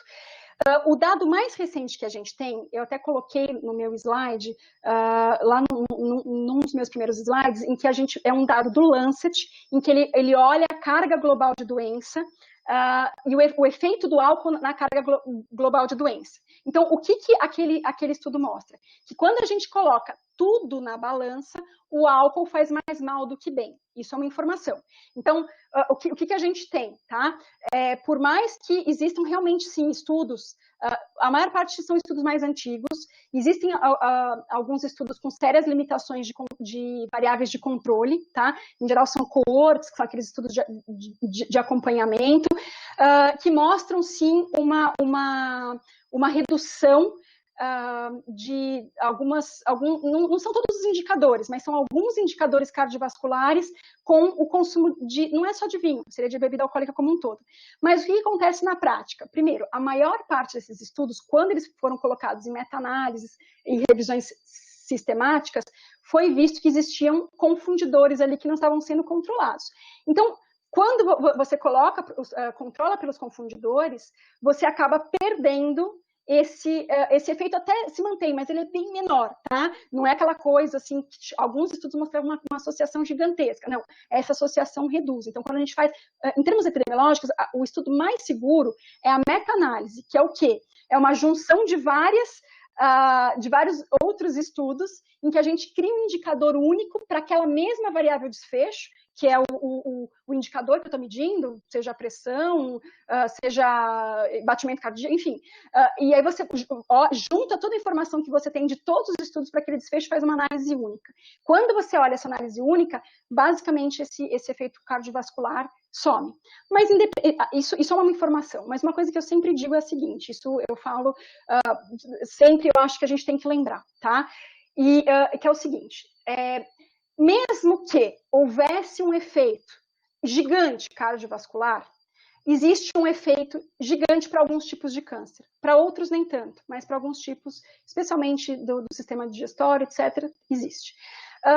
Quando a gente coloca aquela história, coloca na balança, esse risco que você está colocando diariamente para você se prevenir de uma doença cardiovascular, esse fator de proteção, né, que você está usando, por exemplo, para se proteger de uma doença cardiovascular, ele acaba funcionando como um risco para o câncer. Então, pessoas que têm históricos, eu, por exemplo, perdi pai e mãe por câncer. Eu sempre digo isso, eu não consigo me sentir segura em achar que eu vou me utilizar do álcool para me proteger por conta de uma doença cardiovascular, mesmo sabendo que eu tenho uma avó com doença cardiovascular, entendeu? Então, eu acho que a gente tem que sempre colocar isso bem pesadinho, porque, no fundo, mesmo essa uma dose, que a gente fala, essa uma dose diária ajuda os cardiovascular, efeito pequeno, ok, mas, enfim, existe o fator do câncer. Então, aí é uma questão de decisão individual, tá? Então, o que eu sempre digo a gente não é um sistema cardiovascular andando sozinho por aí. A gente é um sistema complexo, né? E ao mesmo tempo, eu tenho que toda hora pesar, enquanto isso é benéfico, né? Será que vale a pena para o meu risco? Então, é uma decisão individual, eu acho que cada um realmente... Eu sempre tento, né, levar para a liberdade, eu não acho que a gente tem que podar as pessoas das coisas, mas elas têm que saber, elas têm que tomar uma decisão informada, é isso. Então, eu sei que existe este benefício e esse risco, eu tenho esse histórico, eu tenho esse componente genético, uma decisão individual, tá? Perfeito. Vou pegar um gancho do que você já mencionou falando sobre... como é que você forma esses dados, vou falar das metodologias, né, que são questões que apareceram. Então, assim, a dúvida central é quais são as dificuldades que você encontra na hora de fazer esses levantamentos no Brasil? Quer dizer, é mais uma coisa para contar da tua experiência do que o detalhe do metodologia, mas quais são as dificuldades que você encontra? Outra questão dentro disso também, que foi feita pela Andrea, é como funciona o processo para comprovar a causa direta do uso do álcool nas causas de mortes e doenças mencionadas, que eu acho que é mais ou menos dentro disso que você acabou de colocar, né? Só para poder dar atenção aqui à questão que foi feita. E essas doenças que são provocadas pelo álcool, elas seguem o mesmo nível em países europeus? Essa é uma questão, né, que tem um alto consumo, porque a gente tem essa informação do consumo pesado de álcool em vários países na Europa, e aí se isso também tem se essas doenças relacionadas também são observadas nesses países onde isso é bastante conhecido. E existe algum país que não apresenta essa relação? Tipo, país que tem um consumo de álcool, mas que e não existe relação dessas doenças associadas a esse consumo? Quer dizer, são perguntas que envolvem uma questão de metodologia e de conhecimento e de acesso que você tem a essas informações. Sim. Então, eu vou começar de trás para frente. Se eu esquecer alguma das perguntas, você me lembra, mas ok. Vamos, então, começando por essa questão desse... Como que isso se associa mundialmente? Saiu, uma semana atrás, um grande estudo sobre álcool e câncer, tá? De novo, assim, juntando dados de diversos países. Então, todos os países, essa associação, quando a gente fala que a associação é causal, então já vou até mudar um pouco, depois eu volto para essa. Para a gente dizer que uma associação é causal, eu tenho que seguir diversos critérios, a gente chama critérios de causalidade, que originalmente vem lá da década de 30, 40, 50, critérios de Rio, em que a gente vai olhar diversos estudos longitudinais, obviamente, tá?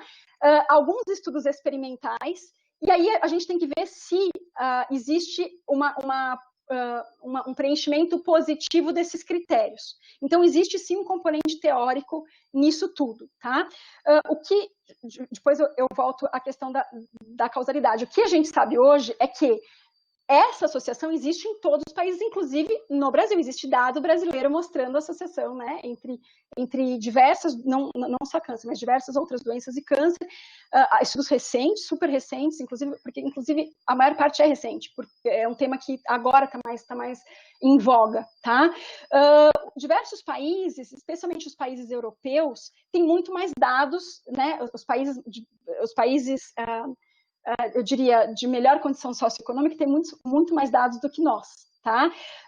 E o que acontece? Eles hoje, em relação ao álcool e câncer, por exemplo, a grande luta em diversos países, inclusive França, etc., é incluir essa informação nos rótulos. Então, a discussão toda é, assim como está nos rótulos de cigarro, etc., a gente tem que colocar isso nos rótulos de bebida alcoólica. Então, isso é um consenso internacional, porque são centenas de estudos de tamanho populacional, ou seja, pegando as mortes que ocorreram em determinado ano, em determinado espaço de tempo, e fazendo associação para ver o consumo de álcool e mortalidade. Teve essa pergunta de como que a gente consegue dizer que é o álcool. Bom, essa é uma pergunta, digamos que é a essência a cereja do bolo da epidemiologia. O que todo epidemiologista quer? Achar uma associação causal, tá? Então, para a associação ser dita causal, eu tenho que tirar, basicamente, todas as outras possíveis causas que eu sei que existem para aquela mesma doença, tá? E fazer são diversos modelos estatísticos, né? Alguns que a gente, inclusive, chama de DAGs, para a gente ver se realmente existe aquela associação. Mas existem alguns critérios que são fundamentais. Então, por exemplo, um critério de dose-resposta. Então, quanto mais a pessoa foi exposta, maior a ocorrência, o risco relativo de ocorrência daquele fenômeno. Isso é uma das questões. A questão da temporalidade, a questão da intensidade realmente dessa associação em outros animais, que não só humano. E aí você consegue fazer estudo experimental. Então, são pelo menos 8 fatores que a gente tem que preencher para dizer que essa associação é causal. E todos os modelos são controlados pelo máximo possível de confundidores que a gente já sabe que causam câncer. Então, por exemplo, no caso de álcool, se você não controlar para tabaco, você esquece, porque é a essência. E aí você tem que controlar o máximo possível para todos os carcinogênicos já conhecidos, tá? Então, e aí controlar para outros fatores de estilo de vida que poderiam estar influenciando. E sempre olhar, gente, essa relação temporal. Isso é uma das principais coisas em estudos de causalidade, o que vem antes e o que vem depois, tá? E utilizar esses modelos mais avançados, como, por exemplo, as DAGs, que são os desenhos, e as análises de modelagem por equação estrutural, para a gente achar essa associação causal. Em relação, assim, o que é difícil...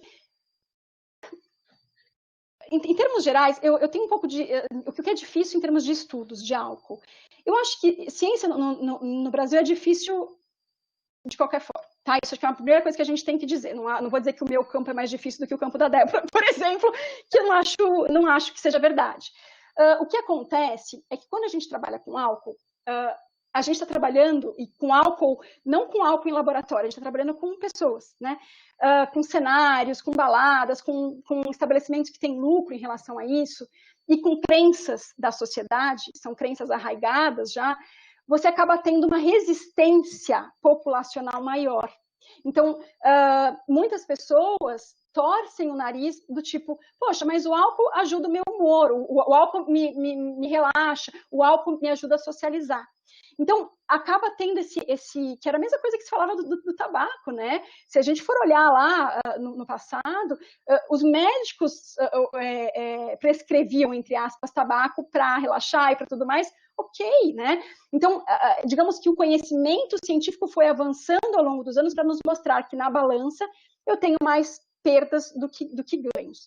Até aí tudo bem. Só que o que acontece? Na prática, a gente está lidando com uma indústria gigantesca, que está aí, uma indústria que movimenta, ela não consegue movimentar, ela não consegue contribuir com 7% do PIB, apesar de ela contribuir com esse negativo, com essa perda, né? Mas ela contribui com uma parte do nosso PIB também, emprega pessoas, etc. Então, existe todo um lobby, inclusive em termos legislativos, que acaba dificultando que a gente avance, e não só no cenário de pesquisa, mas no cenário de políticas públicas. Então, assim, a gente conseguiu ajudar em redação de projeto de lei, conseguimos colocar um dado nosso que era fantástico, que mostrava que as festas open bar aumentavam a intoxicação alcoólica dessas pessoas e os riscos, né? Quanto mais intoxicado, mais comportamentos arriscados as pessoas tinham ao sair da balada. E não só aumentava o álcool, mas também aumentava o open bar, aumenta o consumo de droga ilícita numa balada. Isso virou um projeto de lei. Agora, esse projeto de lei não caminha. E a gente ajuda em outros projetos de lei e os projetos de lei não caminham. Por quê? Porque, assim, existem duas questões aí. Uma é a questão de que controlar álcool não gera voto, né? Você vai comprar uma briga com um segmento importante, que vai ser muito feroz com você. E a outra questão é que muitas vezes as próprias pessoas têm dificuldade de perceber o quanto que reduzir o consumo populacional de álcool, de novo, não estou falando em extinguir, vamos diminuir o álcool per capita, litros de álcool per capita por ano, que esse é o objetivo. Então, se eu reduzo esses litros de álcool per capita por ano, eu vou reduzir mortalidade geral, eu vou reduzir diversos danos sociais, e é isso que a gente quer. E aí, emendando, alguém perguntou o seguinte, em termos de como isso funcionou em alguns países, né? Um exemplo, assim, existem diversos exemplos de sucesso. Então, assim, o Brasil nunca foi um dos países mais consumidores de álcool no mundo. A gente sempre, quando a gente pega os dados epidemiológicos nacionais, quando a gente compara, a gente está ali no meio, tá? Os grandes consumidores, digamos que são os países mais desenvolvidos. Em tudo, não é só para álcool, a gente está sempre ali no meio. Quando a gente olha em proporção, em geral, o que acontece na prática? E também isso é digamos que é um viés que eu tenho que contar para vocês. O que a mídia faz? Diz o seguinte, X milhões, nós somos os maiores consumidores de cocaína do mundo, porque tem X milhões consumindo. Tá, mas qual é o tamanho da nossa população? Então não dá para falar em milhões, a gente tem que falar em porcentagem, para poder comparar, né? Eu tenho que ajustar para poder comparar com outros países. Então, quando a gente compara as prevalências de consumo, nós estamos ali no meio, tá? Tirando algumas substâncias tipo inalantes, que nós éramos, né? Agora não dá nem para saber, porque os estudos epidemiológicos também não estão acontecendo já faz um tempo. Mas o que acontece na prática? Nós estamos ali no meio. Países que estavam muito piores do que nós, como por exemplo a Suécia, como por exemplo a Rússia, como por exemplo a Escócia, o Reino Unido como um todo, são países altamente consumidores de álcool. Eles foram os primeiros a implantar essas políticas de restrição. A Austrália também, altamente consumidora, implantaram essas políticas de restrição. O que aconteceu? Redução no consumo. O caso da Rússia é um dos mais interessantes. Tão interessante que o ano passado virou um relatório da OMS só sobre a Rússia, álcool na Rússia. Fantástico. E que mostra o seguinte, que nos últimos 40 anos, a Rússia foi mudando as suas políticas de álcool, que eram altamente permissivas, e hoje elas são muito mais controladas. Então, por exemplo, não tem mais propaganda, que é o grande mote aí, eles têm uma taxação muito maior, eles foram fazendo tudo que a OMS estava orientando. E o que aconteceu na prática?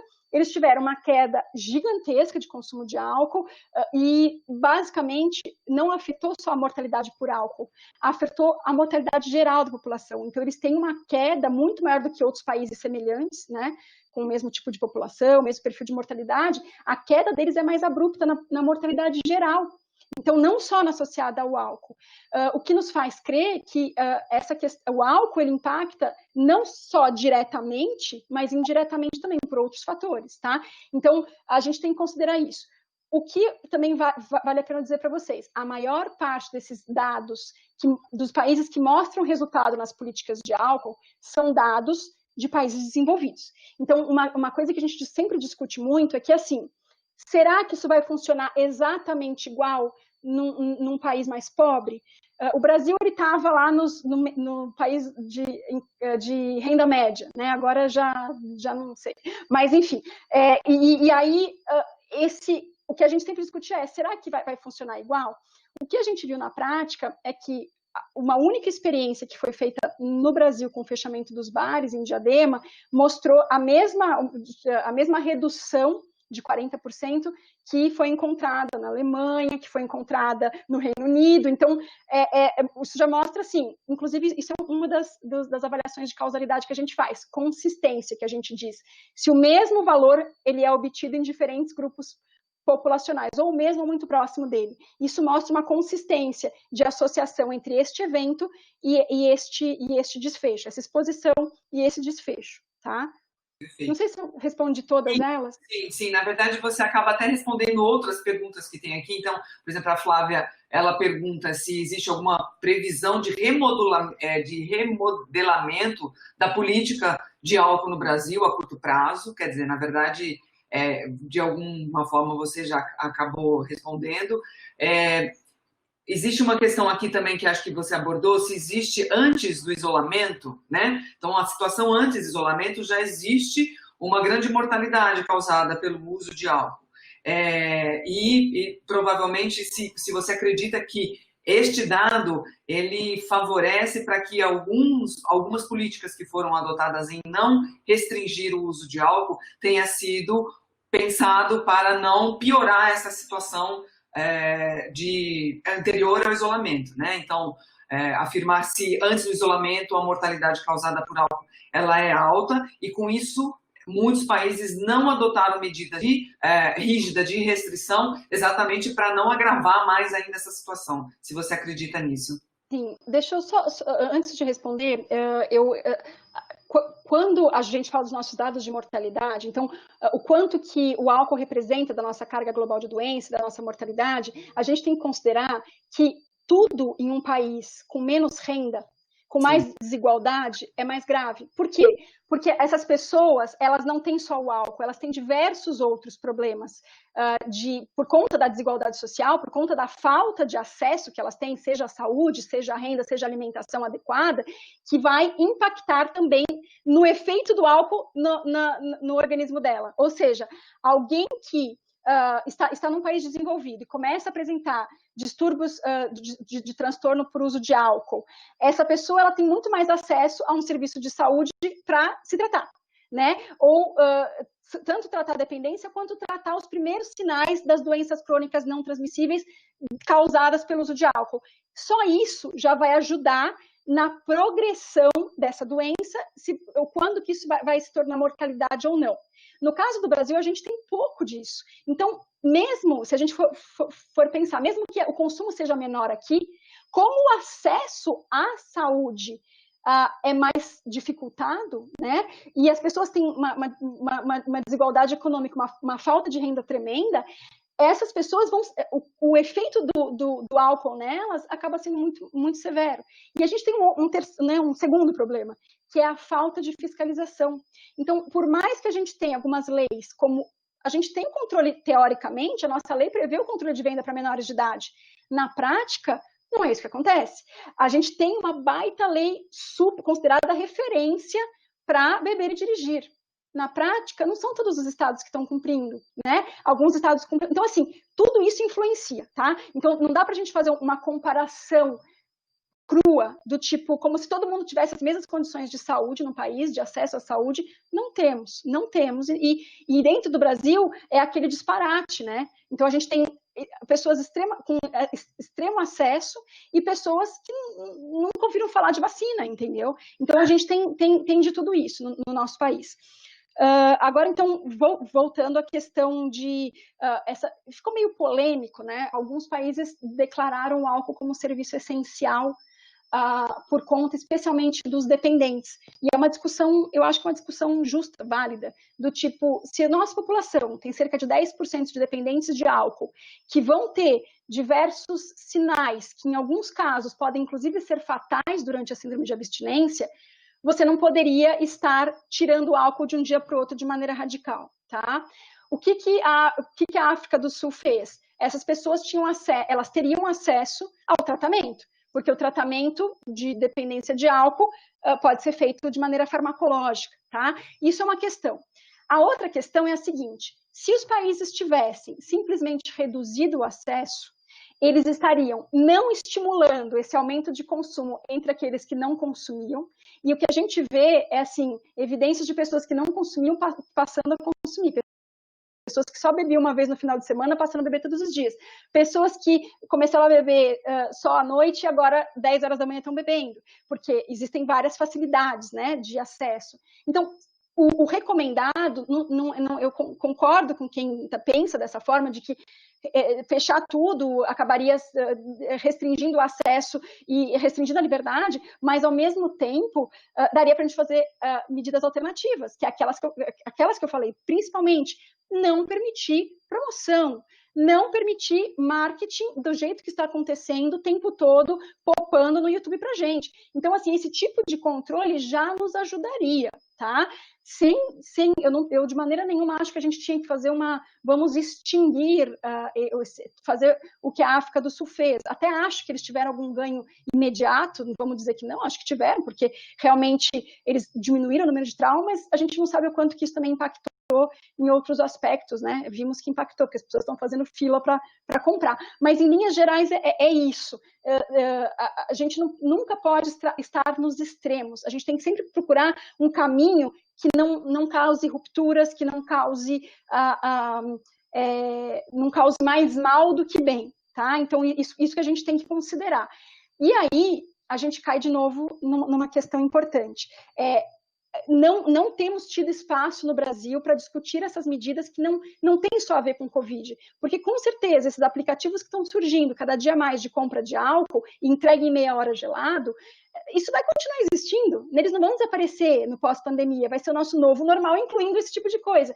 E não está na hora de a gente começar a regulamentar isso, não está na hora de a gente começar realmente a controlar essa venda para menores via aplicativos, controlar as propagandas de álcool que a gente tem discutido há 20 anos. Então, é um movimento que não vai acabar agora com a pandemia, ele vai continuar, só que ele se intensificou e a bizarrice ficou mais clara durante a pandemia. É isso. Zila, vou aproveitar e fazer um questionamento. Já fizeram essa pergunta também, né? Se você acredita que depois da pandemia essa situação possa melhorar. Na verdade, você está trazendo de que essas facilidades, a leitura disso pode ser até que a situação fique até mais grave, né? Do que já era, porque agora você tem, além de todo, né? De todo conhecimento, de todo acesso que já existia, você está favorecendo que outros novos sejam criados, né? Então, essa é a história. E aí a questão que tipo de atuação o pesquisador, a população, enfim, pode fazer para tentar resolver essa situação, para tentar conscientizar as pessoas que fazem essa política pública sobre esse tipo de controle, como você mencionou. Então, acho que isso seria como é que você acha que a gente pode atuar? Nós, pesquisadores, população em geral, pessoas que se preocupam com isso. Isso é uma questão, e tem uma que se junta, eu preciso ver o nome da pessoa, acho que é Raimundo, isso. Raimundo colocou uma questão que eu achei interessante, pensando nessa situação em que você mencionou das crianças que estão convivendo com os pais em casa e estão tendo uma permissão maior, né, de ver o consumo.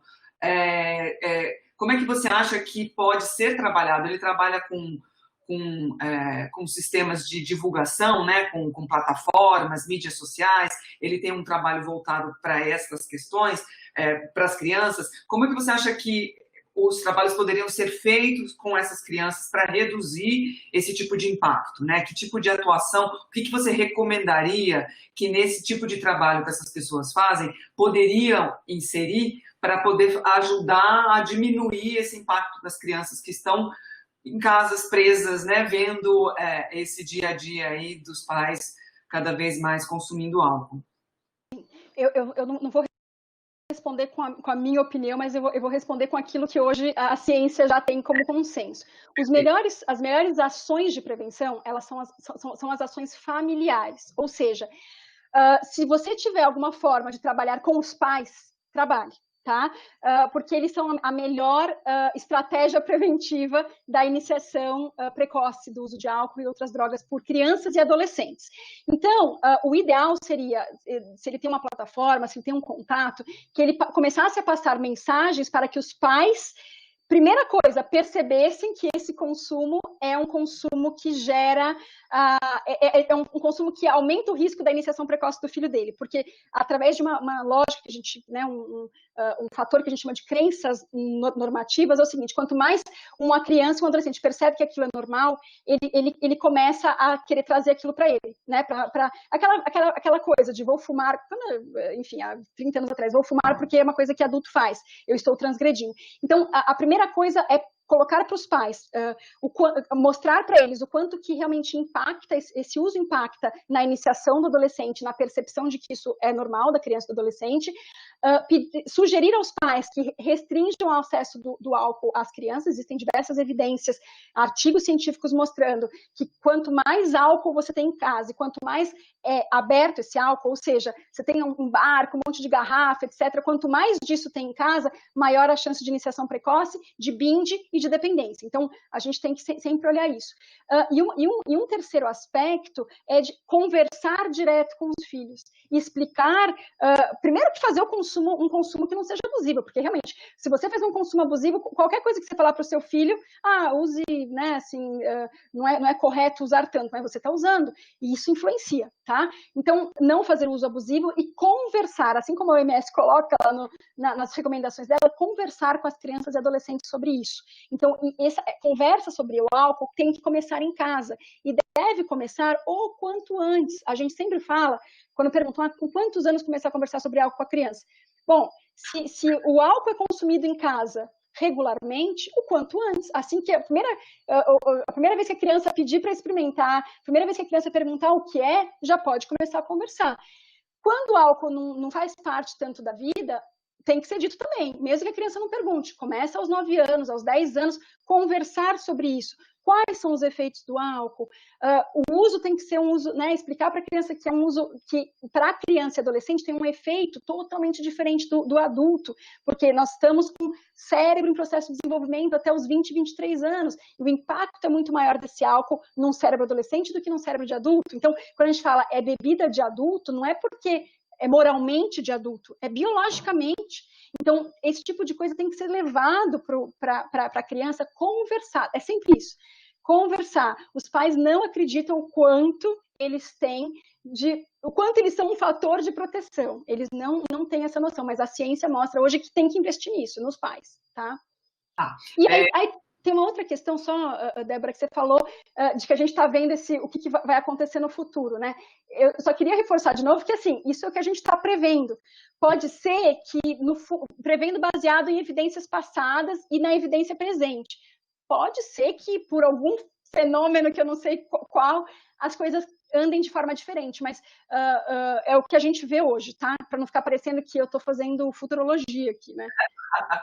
Tá certo. E aí, você falou, tem uma questão que eu acho que vale a pena, que na verdade envolve grupos distintos. Então tem uma questão aqui que fala que tipo de campanha poderia ser feito em empresas, por exemplo, sobre consumo, que você está orientando aí para a criança, trabalhar mais os pais, para poder os pais ajudarem nessas orientações com as crianças. E nas empresas? Essa é uma, tem um outro grupo aqui, que é um grupo em relação à terceira idade também. Como é que você enxerga isso, tanto antes, né, dados antes e agora, durante essa pandemia, e a questão também da população vulnerável, né, que a gente sabe dessa população de rua, que isso é uma situação bastante grave também. Você mencionou também de doenças, de violência doméstica. Quer dizer, se você conseguir pelo menos falar um pouco sobre a terceira idade, que eu acho que é uma coisa que a gente não falou muito, e sobre essa população de rua, né, que está vulnerável, e se você conhece ou se você tem alguma orientação a dar para pessoas que estão em empresas, porque, se eu não me engano, a pessoa que fez a pergunta, ela é médica, né? Ela é médica de uma empresa, e aí ela gostaria de saber que tipo de abordagem que ela pode fazer neste ambiente para poder ajudar com essa redução de consumo, que a gente também sabe que é bastante alto, né, dessa população. Sim, então a primeira coisa que eu tenho que dizer é que a área com menor evidência científica, por falta realmente de estudo, em termos de prevenção ao uso de drogas em geral, são as empresas, tá? Então, tem muito menos do que estudo em escola, do que estudo em comunidade, enfim, digamos que tem uma evidência menor. O que a gente tem dito e recomendado é o seguinte, que a gente tente extrapolar essas medidas, esses programas, essas ações que funcionam em comunidade e em escola para, por exemplo, pais, que são adultos, e que a gente transporte isso para empresas. No entanto, uma coisa que pode acontecer em empresa que eu acho que é fundamental é a questão da intervenção breve. Então, você faz um screening, né? Você faz primeiro um diagnóstico de como rápido, né? Um diagnóstico rápido de como está o comportamento de beber daquela pessoa e faz uma intervenção breve com ela. Então, isso existe evidência sim para a empresa. Não é prevenção primária, tá? E é uma prevenção já de quando você encontra algum tipo de... Eu já estaria já para uma coisa mais de prevenção terciária, tá? Mas tem que ser feito. Então, isso funciona, tá? Essa questão da intervenção breve, o screening e a intervenção breve. Mas nas empresas, muitos lá são pais. Se não são pais, são avós, né? Ou tios. Então, vale a pena, sim, a empresa ter uma política de, pelo menos, começar a falar do álcool. Porque é aquilo, é curioso como o álcool pelo menos falar do álcool, né? Porque ele é a droga mais consumida e é a menos falada, é a menos trazida, quando falada como um problema ou como uma questão de saúde pública. É simplesmente, ele está no nosso cotidiano, mas ele é o menos lembrado. Então, essa questão de trazer o tema, utilizar alguns componentes de habilidades parentais, que a gente diz, existem programas de habilidades parentais que a gente conseguiria utilizar em empresas para treinar, a palavra treinar não é boa, mas capacitar esses pais a lidarem com a prevenção dentro de casa e com a sua própria, né? Porque o que a ciência mostra para a gente é que esse consumo dos pais, não adianta eu investir só na criança, no adolescente, se esses pais estão em casa consumindo, são dependentes, etc., vai por terra a nossa ação com a criança e com o adolescente, tá? Em termos populacionais. Alguém vai dizer, mas eu conheço um caso. Sim, mas quando a gente avalia programa de prevenção na ponta, a gente olha o quanto que isso impacta no global, qual é o tamanho do efeito daquilo na população, tá? Então, não é um ou outro caso, é o todo. Em relação a idosos, isso é um tema que tem surgido também com tudo nos últimos tempos, especialmente porque tem evidência no Brasil de aumento de consumo de álcool entre os idosos e aumento do impacto da mortalidade 100% atribuível ao álcool entre idosos, que não existia há 10 anos atrás. Agora deu um boom, né? Porque as pessoas estão sobrevivendo mais e elas acabam tendo mais tempo de inclusive, mostrar algumas doenças crônicas não transmissíveis decorrentes de um uso crônico de alguma substância, tá? Elas não estão morrendo de doenças infecciosas, mas estão morrendo de outras causas. O que se faz?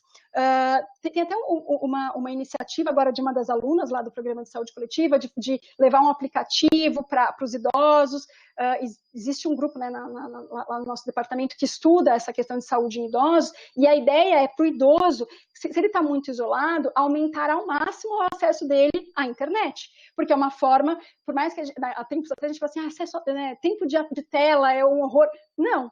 Em termos de pandemia, quanto mais as pessoas ficarem próximas das outras, conversando, especialmente quem está muito sozinho, é o que a gente tem hoje de maior proximidade social, né? Então, fazer com que esse idoso se aproxime, aprenda a jogar no celular, aprenda a acessar os vídeos que ele gostaria de assistir, aprenda a acessar a Netflix, porque às vezes nem isso ele sabe. Então, na pandemia, a melhor medida seria capacitá-los para o uso do celular, porque a maior parte deles acaba tendo, mas não sabe utilizar, tá? Então, isso seria uma recomendação. População de rua nesse momento sempre foi a população mais vulnerável, obviamente, é uma população que a gente tem que cuidar com outros olhos e com cuidado extremo. Mas, nesse momento, eles estão mais vulneráveis. Por quê? Porque estão mais expostos ao vírus. E ali, entre eles, existem muitas pessoas que já são dependentes de álcool. Então, a imunidade delas, de álcool e de outras drogas, a imunidade delas já é comprometida, tá? Então, essas pessoas com a imunidade mais comprometida, especialmente pelo consumo de álcool, são pessoas mais vulneráveis aos vírus. Então, na verdade, esses grupos, existem diversos grupos fazendo ações, né, nas ruas, ajudando essa população. Mas, de qualquer forma, nesses casos específicos, como existe uma prevalência muito maior de dependência de álcool na população de rua do que na população geral, aí, nesse caso, a gente precisa de uma intervenção mesmo para tratamento, porque muitos deles ali, a gente não está falando de prevenção mais, a gente está falando de tratar e realmente reduzir a porcentagem deles que está dependente de álcool hoje, né? E não só por conta da pandemia, mas isso é uma coisa que precisa ser feita e não tem sido também, né? Perfeito. Tem uma questão assim, aqui que eu achei interessante, eu não sei se é de teu conhecimento, mas a Luana traz uma informação de que na cidade onde ela mora, ela não menciona, de que existe uma campanha, ou vai existir uma campanha, onde eles estão associando a troca de alimentos para essas, né, para essas situações, agora que as pessoas estão ajudando a população de rua ou comunidades, com a pessoa que faz isso receber algo, ganhar algo, receber, eu não sabia. Você tem conhecimento disso? Não. Não estava sabendo. Parece essa informação ela trouxe, eu também achei interessante. Tem uma questão que eu achei importante, que também trata, né, em qualquer situação que a gente está vivendo, que é pandemia ou não pandemia, que é a continuidade do tratamento das pessoas que são alcoolistas no Brasil. Como é que você vê, como é que está a evolução disso, como é que isso está funcionando, e a gente sabe, né, dos problemas que existem, se você tem algo que você pudesse falar sobre essa situação. Então, primeira coisa, eu não sou especialista em tratamento, mas estamos vendo, né, o que está acontecendo, não só no Brasil, tá? Mas o mundo inteiro se mobilizou para que os espaços de saúde, hospitais, clínicas, né, o local que recebe pacientes ficasse basicamente focado em Covid. Consequentemente, tem duas coisas que acontecem aí. Eu reduzo o acesso das pessoas a outros tratamentos, inclusive de saúde mental, e ao mesmo tempo, o que a gente percebe um medo das pessoas em sair de casa para buscar esse tipo de tratamento. Então, o que a gente tem visto, né? As pessoas estão ficando realmente mais em casa, e aí, por exemplo, eu não sei se vocês viram, mas o AC Camargo, umas semanas atrás, divulgou quanto que eles perderam de pacientes. Veja, AC Camargo, tratamento exclusivo de câncer. Quem está com câncer hoje não deixou de estar. Essas pessoas continuam estando, mas elas desapareceram, tá? E aí eles caiu, eu não sei dizer, mas acho que 800%, uma coisa assim. A primeira, não, desculpa. Bom, enfim, era uma queda absurda. Sobrava, tipo, se fossem 1.000 pacientes, sobrariam nem 100 pacientes, tá? Para serem tratados. E aí você acaba vendo que essas pessoas, elas estão doentes, mas elas não estão buscando a mesma coisa para o álcool. O que aconteceu na prática é que alguns grupos de AA voltaram a funcionar online. Alguns psiquiatras estão atendendo online. Alguns psicólogos estão, inclusive, fazendo campanhas no Facebook para atendimento online gratuito das pessoas. Então, existe uma movimentação nesse sentido. Mas, na prática, todos os espaços de tratamento eles estão com acesso restrito e, inclusive, os próprios convênios estão restringindo as consultas que não são consultas de Covid. Então, imagina, ou seja, você está tendo mais espaço para recair, mais espaço para consumir, começar a consumir, só que o seu acesso ao serviço tem sido muito menor. Então, realmente é um cenário muito, muito delicado, tá? Muito complicado. A Luana respondeu aqui para a gente, ela informou que essa campanha está sendo desenvolvida lá em Campo Grande, lá no Mato Grosso do Sul. Enfim, também não tinha conhecimento, acho que fica uma informação aqui a mais. Tem uma questão que envolve, se você tem conhecimento de uma questão em relação à economia, se você acha que existe uma relação, não sei se você apresentou, ou já mencionou, uma correlação entre o consumo de álcool, né, e a taxa de desemprego em número, tanto no Brasil quanto em outros países. Se você tem esse conhecimento, essa informação, Rosila. Sim, existe uma relação clara, isso antes da pandemia, tá? Não sei, o dado da pandemia para essa variável específica a gente não tem nesse momento, vamos ter no futuro. Mas, assim, um dos fatores associados à dependência de álcool é o desemprego. Então, é uma das coisas que a gente, inclusive, discute muito, né? O quanto que você... E não é só para dependência de álcool, diversas dependências, por conta da dimensão de como a vida começa a ser estruturada quando você abusa de alguma substância ou quando você é dependente de alguma substância, com essa mudança de vida, você acaba não conseguindo se manter nos empregos, não consegue, como se diz, se vincular, tá? Porque você não consegue cumprir horários. Então, isso é uma associação clara entre desemprego e alcoolismo. Em relação a um consumo que não seja, mas quando o consumo não é abusivo? Bom, O que a gente sabe hoje é de um impacto gigantesco do álcool na perda de produtividade. Então, a gente já consegue fazer essa associação. As pessoas que bebem mais chegam de ressaca no trabalho, mesmo que não seja dependente. Qualquer um pode ficar de ressaca depois de um episódio de bebedeira. Então, se essa pessoa começa a fazer isso com frequência, começa a faltar ou começa a ser menos produtiva, isso está associado ao desemprego também. Inclusive, os dependentes relatam que eles muitas vezes perdem esses empregos antes, inclusive, quando começam um processo de abuso, que ainda não é classificado como dependência, mas por todo o comprometimento de episódios, né, de ressaca e tudo mais, que dificuldade de acompanhar, porque às vezes estão intoxicados, né, e aí você acaba não conseguindo acompanhar o que está sendo pedido para você, entregar o produto que está sendo cobrado de você. Então, existe sim evidência científica de associação entre alcoolismo e desemprego, tá? Bem.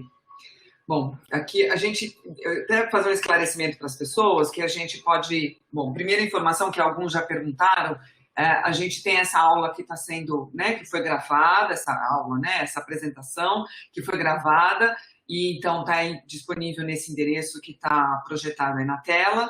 Além disso, a Zila já divulgou também um e-mail, depois a gente pode repetir aqui novamente, para as pessoas que queiram fazer, né, Zila, se você se disponibiliza a responder, porque tem algumas perguntas que estão aqui, no modo geral, a maioria, né, muitas pessoas fizeram elogio, agradeceram, achou que a apresentação foi extremamente útil, trouxe uma série de conhecimentos e informações novas para muitas pessoas, e eu acho que a gente pode pensar em encerrar aqui. Eu acho que antes até da gente encerrar, se você quiser fazer alguma fala final, alguma recomendação.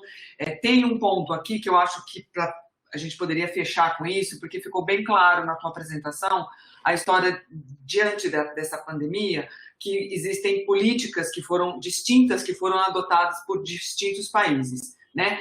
Cada um com a sua lógica, com o seu...